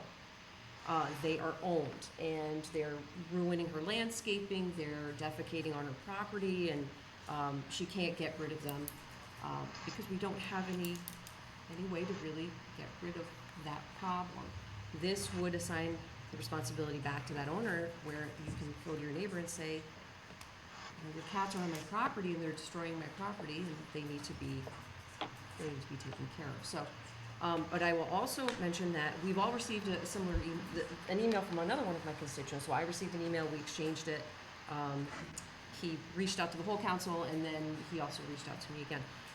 And I did reiterate to him, this does not stop the work that the Trap Neuter Release Group is doing in any way. It does not automatically assign ownership to anybody who chooses to feed the feral cats.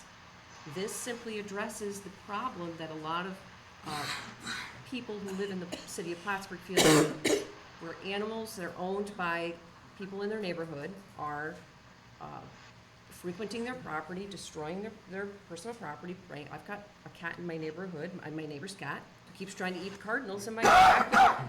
So I see this as another level of creating good neighbors and putting ownership of the animals back to owners. You know, for example, we don't have dogs running loose in the city. We don't want dogs running loose in the city. We reined that in a very, very long time ago. Why is it any different for cats? And it is dangerous for a cat to be roaming wild.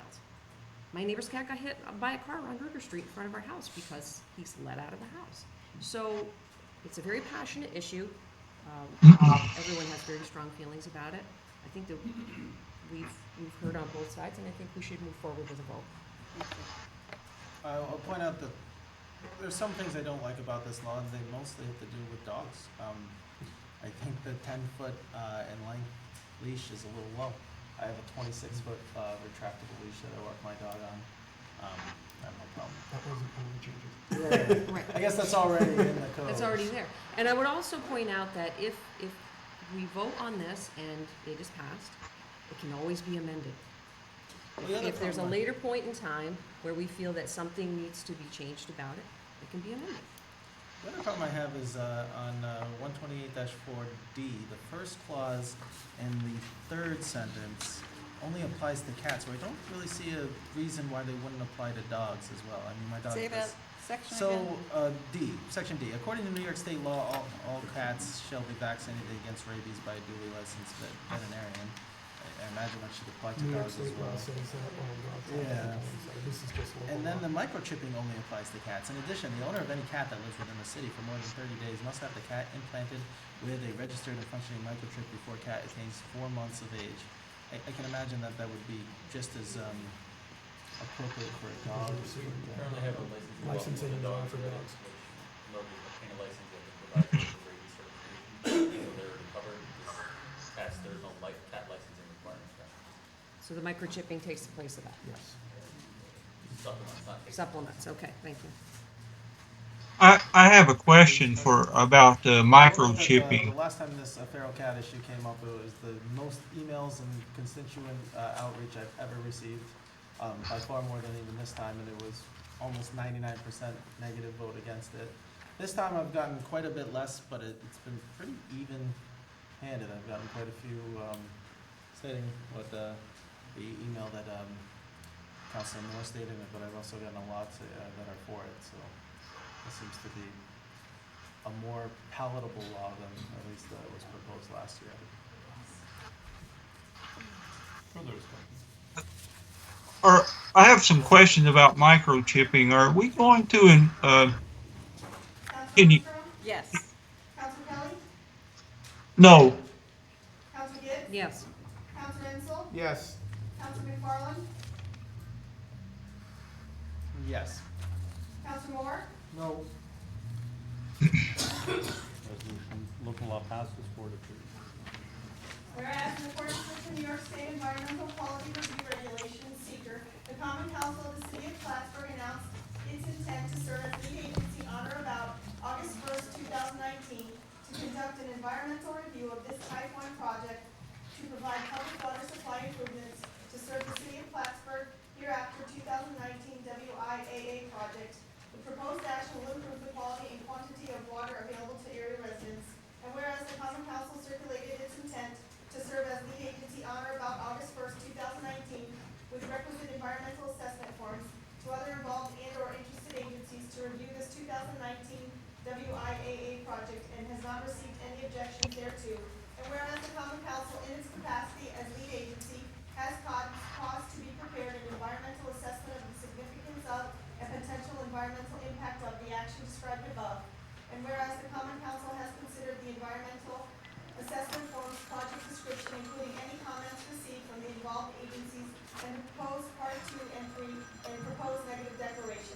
Now therefore, be it resolved that the Common Council as the established lead agency for this 2019 WIAA project, which is a Type 1 action under SEEKR per 6 NYC-RR Part 617.4B9, and as required for funding purposes declares that based on the record which has been prepared, including a review and completion of Part 2 of the long EAF, a negative declaration is hereby adopted for the 2019 WIAA project, as the project will result in no major adverse environmental impacts. The filing of this negative declaration is hereby ordered in accordance with 6 NYC-RR Part 617.11, and this resolution will take effect immediately. Moved by Councilor Armstrong, and second by Councilor Gibbs. Discussion. Thank Engineer Ruff for his presentation to inform Council in the pre-meeting. Roll call? Councilor Armstrong? Yes. Councilor Kelly? Yes. Councilor Gibbs? Yes. Councilor Ensel? Yes. Councilor McFarland? Yes. Councilor Moore? Yes. Whereas the City of Beth, Plattsburgh. I'd like to make a motion to waive the reading and move to resolution, please. Second. Are all in favor? Aye. Opposed? Aye. Discussion on the item itself. I think the most important part is that we don't actually need to, this is to apply for a grant for $3 million. At most, we would need to spend $5 million. Of all the projects Engineer Ruff put forth, certainly some of them seemed rather necessary.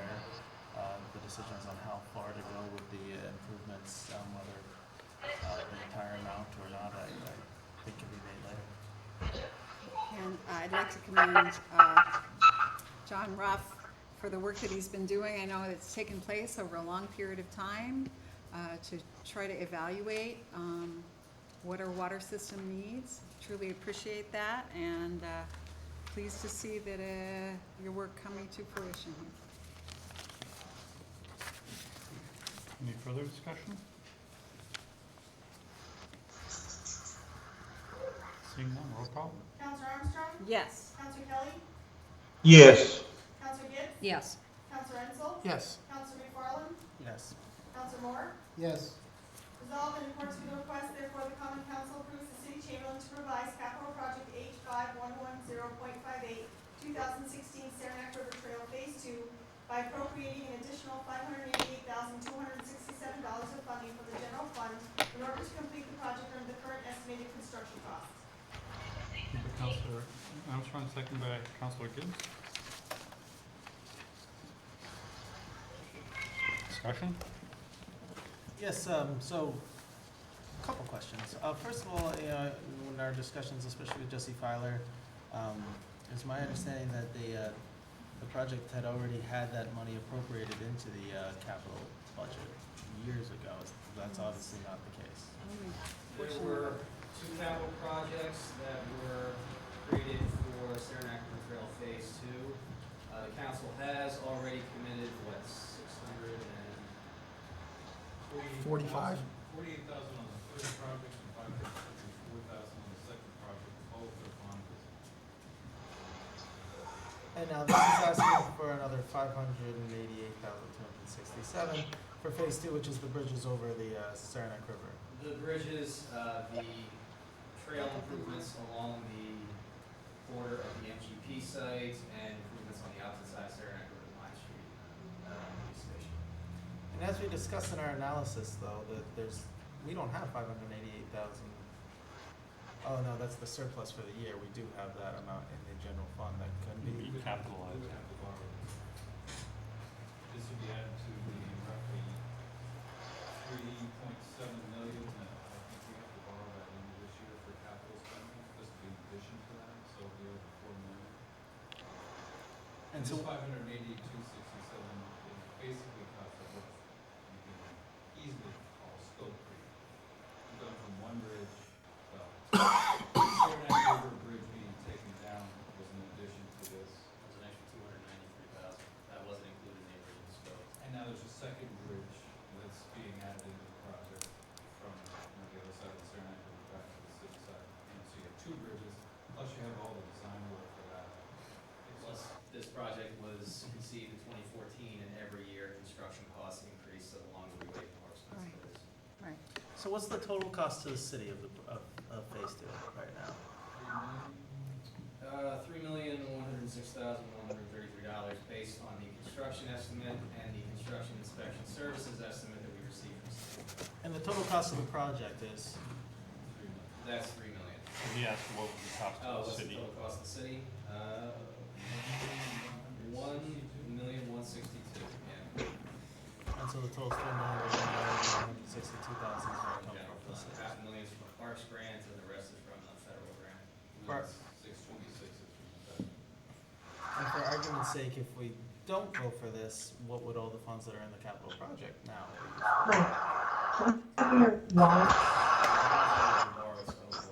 We have, how much have we already invested again? A little over $600K, I believe, between the bridge takedown and the various engineering studies that we've done. And one other practical consequence of not moving forward this time, the city has already been reimbursed $182,000 through that federal grant. And should we decide not to move forward, it'd be likely that the feds would request that money be given back. Well, yes. How much and- is that now? 182,000. 399. And as in other kinds of grant arrangements, relationships, there's a certain amount of credibility that we have as we apply and receive these grants, and when we renege, there are consequences that have bearing on our future applications. Of course. Okay. Yeah, it certainly wouldn't do us any favors in our relationships with several state agencies. Well, and certainly it's a worthwhile project too. It is. It connects to the other side of, once the NYSEG remediation is done, and It's an investment. connects the flats to downtown. There you This go. is the one by the Maximore Treehouse, correct? Yes. That's correct. Yep. So if we didn't continue and had to return those funds from the 82,000, we'd use the bonded money to pay back the Fed and have to probably supplement because we only borrowed 622,000. So we're gonna be over. So one way or another, we'd be having to bond. Well, I don't know, we'd have to move from a capital project to general funds because we can't capitalize something that actually isn't built, can we? No, No. we couldn't really do anything with the work that's been done. Well, the demolition of the bridge, no. That's a raised cost, I mean, you could probably say that that would be added to the cost of the bridge to demolish it, so we could capitalize that piece. But what we're talking about is the funding money for the Fed, which we've done before, that we don't presently have, because we've spent just about everything that we've done.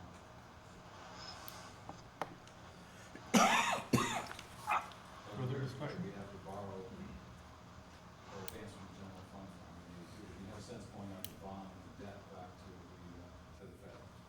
And what we get in return is a walkable, bikeable community and another piece of the trail.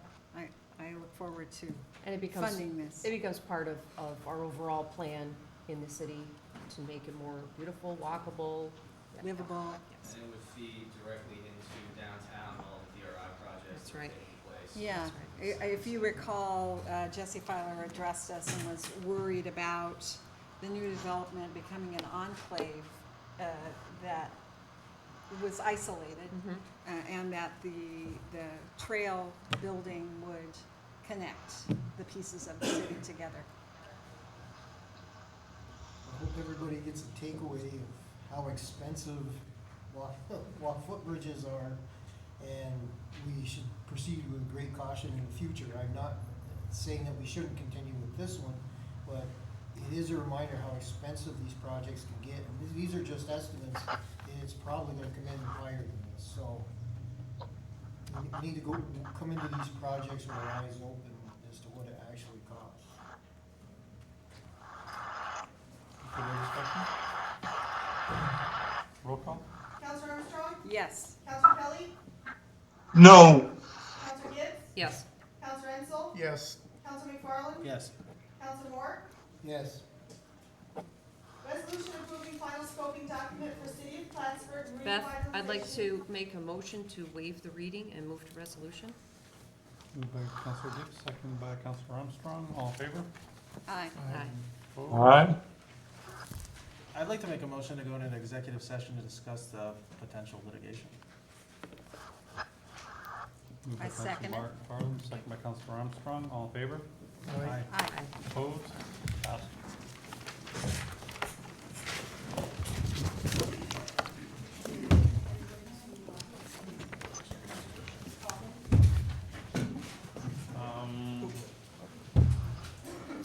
Mike, Yeah, we're gonna well, call you. Okay.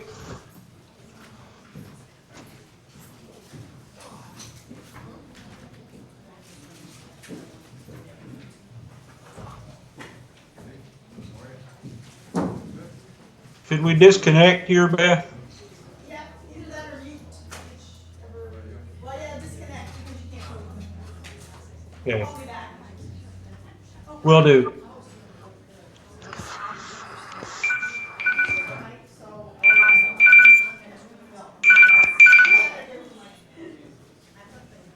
Hello? I can still hear you.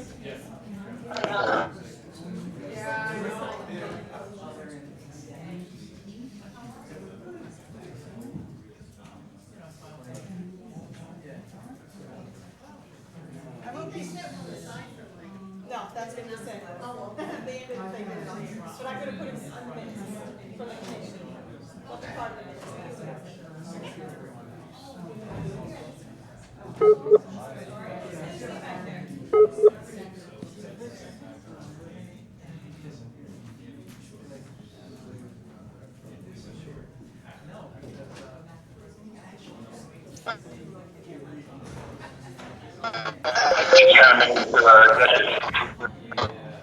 No.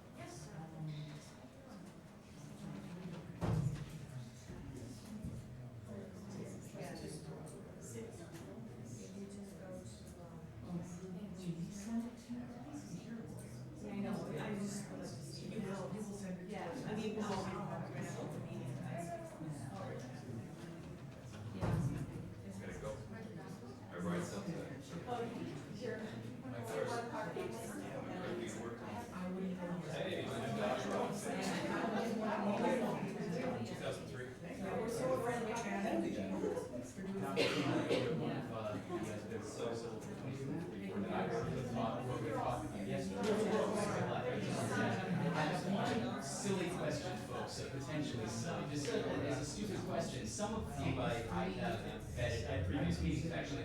But are any of you that are in the here in the room right now with the animal rescue and welfare services? They left. I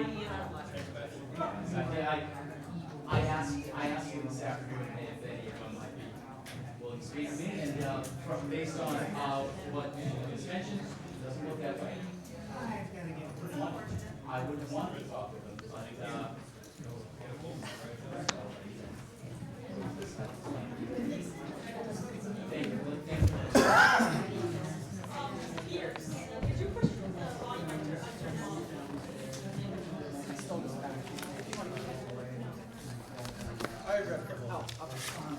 I do want to do this. Well, you can have it. Sorry. Yours, Mike?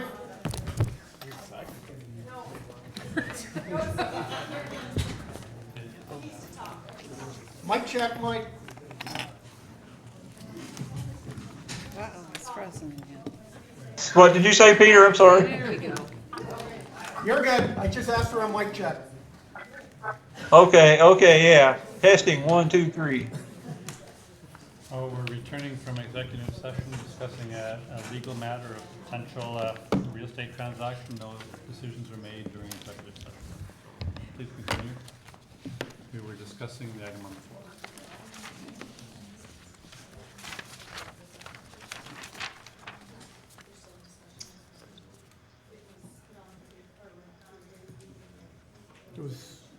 We were in discussion We're in on discussion. 7E. Yeah, we have a first and second already, right? We do, yeah. It's on the floor.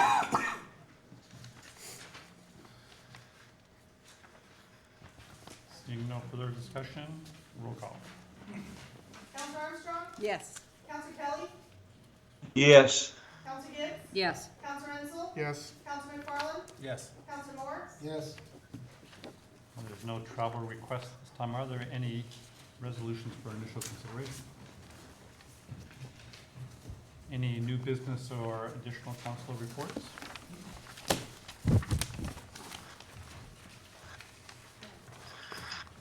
Councilman McFarland is thinking.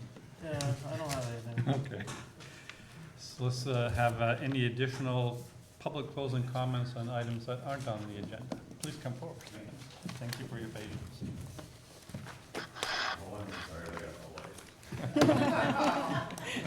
I'm not, and I don't. Okay, we discussed this, and my name is Jack Viola, and I gave each one of you a little rundown on this livable community. In regards to this, I've got most of my information from the article out of the newspaper. This whole thing that I'm concerned with is the extra tax bill. I've been in Plattsburgh for 40-some years, and they keep adding things, and then the first thing you know, we're in trouble again. And they've got to cut taxes, as you people did recently. And so as we add more and more of these jobs and more little this and little that, we go through the same cycle, year after year. It dies down for a while. So that's what this is about. According to the article here, they're talking about the landlord making $85,000. Gee, that sounds great. But if you take a look at the building, the size that they're talking about, the land taxes and school taxes are about $15,000. The taxes or the insurance payments have went up. I don't know if anybody's rented any apartments recently, but the insurance companies have tripled in the last 3 years what the amount they have to pay. And I guess there's more for college students that are renting. But then there's also the house payments, there's repairs, there's vacancies, there's advertising, there's complaints, and in the end, they're suggesting that they're going to, the landlords can afford the fee for the inspection, it's gonna go back on the tenants. The landlords are not gonna suck this up, and 60% of the voters in this city, according to this article, are tenants, are renting. So they're gonna raise the amount of rent that they collect from these individuals, so they're gonna have to pay. And we've got a rental registry, and I don't know exactly what they plan on doing with that. Do they plan on every time we have somebody move, if someone comes into town and they wanna rent a place on Friday night, do we have to wait till Monday or Tuesday or 3 days? Do we have to have 3 or 4 people? Someone mentioned, in fact, I think Mr. Ansel, you're on this particular thing here, that this is gonna be kind of hard to enforce if you have, particularly college comes flowing in. You're gonna have a little problem with this. Are you gonna hire 2, 3 people? By the time the city gets done paying benefits, are we gonna get taxed more, as the taxpayers are? As far as looking around the city, I walk around all the time. Maybe you see a guy with no shirt on, once in a while walking around, that's me. Anyway, I see very few places that are, look like a ghetto in Plattsburgh. I don't know where they're looking, but I couldn't understand how the stuff that he'd seen outside, or they had seen outside, had anything to do with the inside of the apartment. Certainly we have bad landlords, and certainly we have bad tenants. But most tenants, when they walk into a place, you know, they're not stupid. They can tell if the place looks good, and they're not gonna rent it. So, one of the other things here that we're looking at too is, if the city then decides to inspect the places, what if a week later somebody falls down and there's a loose nail on the stairs? What if somebody falls out a window? The city, I checked with an attorney, the city will now open itself to litigation because they've inspected the place. So, I think it should be complaint driven. I think that if you have people that walk around and you see a pile of trash, the trash should be picked up. This guy that was complaining, I walked by his yard after the meeting, he had a couple bags of garbage between the sidewalk and this one of these individuals, I'm gonna say which one, in his yard. I don't know what was in the bags of garbage. And then one of the other fellows that's on this committee could use a cleanup in his particular backyard, things like that. Hopefully the city doesn't involve this house. Right now they're pretty held harmless. If something goes wrong like that, landlords sue. But like I said, I checked with legal counsel, and you know they sue for everything. They throw everybody into the mix and see if they come up with. And so what's gonna happen to the city is we're gonna open ourselves a can of worms here, and we're gonna have to pay more for that type of thing. I urge each and every one of you not to vote for this. I think probably it should be complaint driven, and go from there. But I don't understand the full part of the thing here. And certainly there's some, you know, good suggestions that they have in the livable community thing, but that means I'm finished. If you can just close your comments, yeah. Okay, that's closing comments. I urge you not to vote for this. If there's anything, we used to have the firemen used to come around. Why couldn't they, instead of hiring additional people? But again, if you are gonna have inspections, then we're gonna open ourselves to liability. I'd like to thank you, and I'd like to thank you for what you've done in the past in regards to cutting back on certain things and helping the budget. I know it wasn't easy after many years, no one paying attention to it. So thank you very much. Mr. Bila, I'd just like to say I got your message this morning, and I didn't get a chance. I was Okay, I prepared make to a give you motion call that back. Mr. Hensel doesn't have to call me back, everybody. Thank you very much. Thank you. Yes. Any other individuals, please come address the council. Hi, my name is Syl Bodro. I live on Leonard Avenue, and I just want to make a few comments about your recent announcement that you were considering relocating the Farmers and Crafters Market to a location adjacent to the sewage plant. And I'm very distressed, disappointed in this development, because I thought the DRI was essentially about making Plattsburgh more livable, and if anything, the farmer's market in its current location is a success, and I strongly doubt that people are gonna wanna shop for food in a location that is so proximate to a sewage treatment plant. I don't think food and human excrement mix. I believe Plattsburgh will be the laughingstock of New York's cities if it proceeds with this initiative. I also feel that the accessibility of this site is very compromised. The street that leads to it has no sidewalks. It leads to a train track where you can't see behind it. There's there's barriers on either side. The public is gonna have to walk in the street. It's a dangerous street with a curve. There's a drop-off where wheelchairs could really just roll right off the street. So I'm just amazed that we're considering spending money on trails, and we're talking about having a walkable, accessible, wonderful city. And then at the same time, getting rid of what I think is the best part of our downtown area. So I would strongly urge you to consider the Chinese concept of feng shui, which is locating things in ways that are auspicious. And the Chinese would tell you that you don't locate anything to do with food next to what a lot of people call the poop plant. So with all due respect, I just wanted to make that point because it's a point that needs to be made. Thank you very much. Thank you. Any other individuals, please come address the council.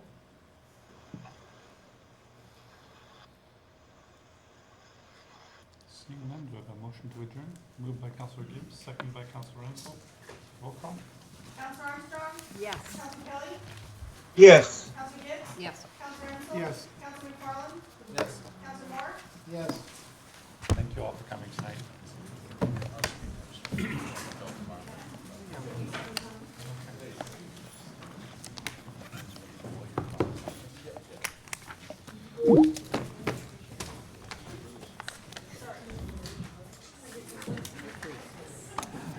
Hey, thank you for all your work on that. Oh, thank you for all your contributions, really. Couldn't have done it without you, Becky.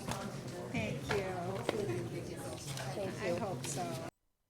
Thanks. I just had a question. Do you guys plan on hiring another dog control officer as one of the people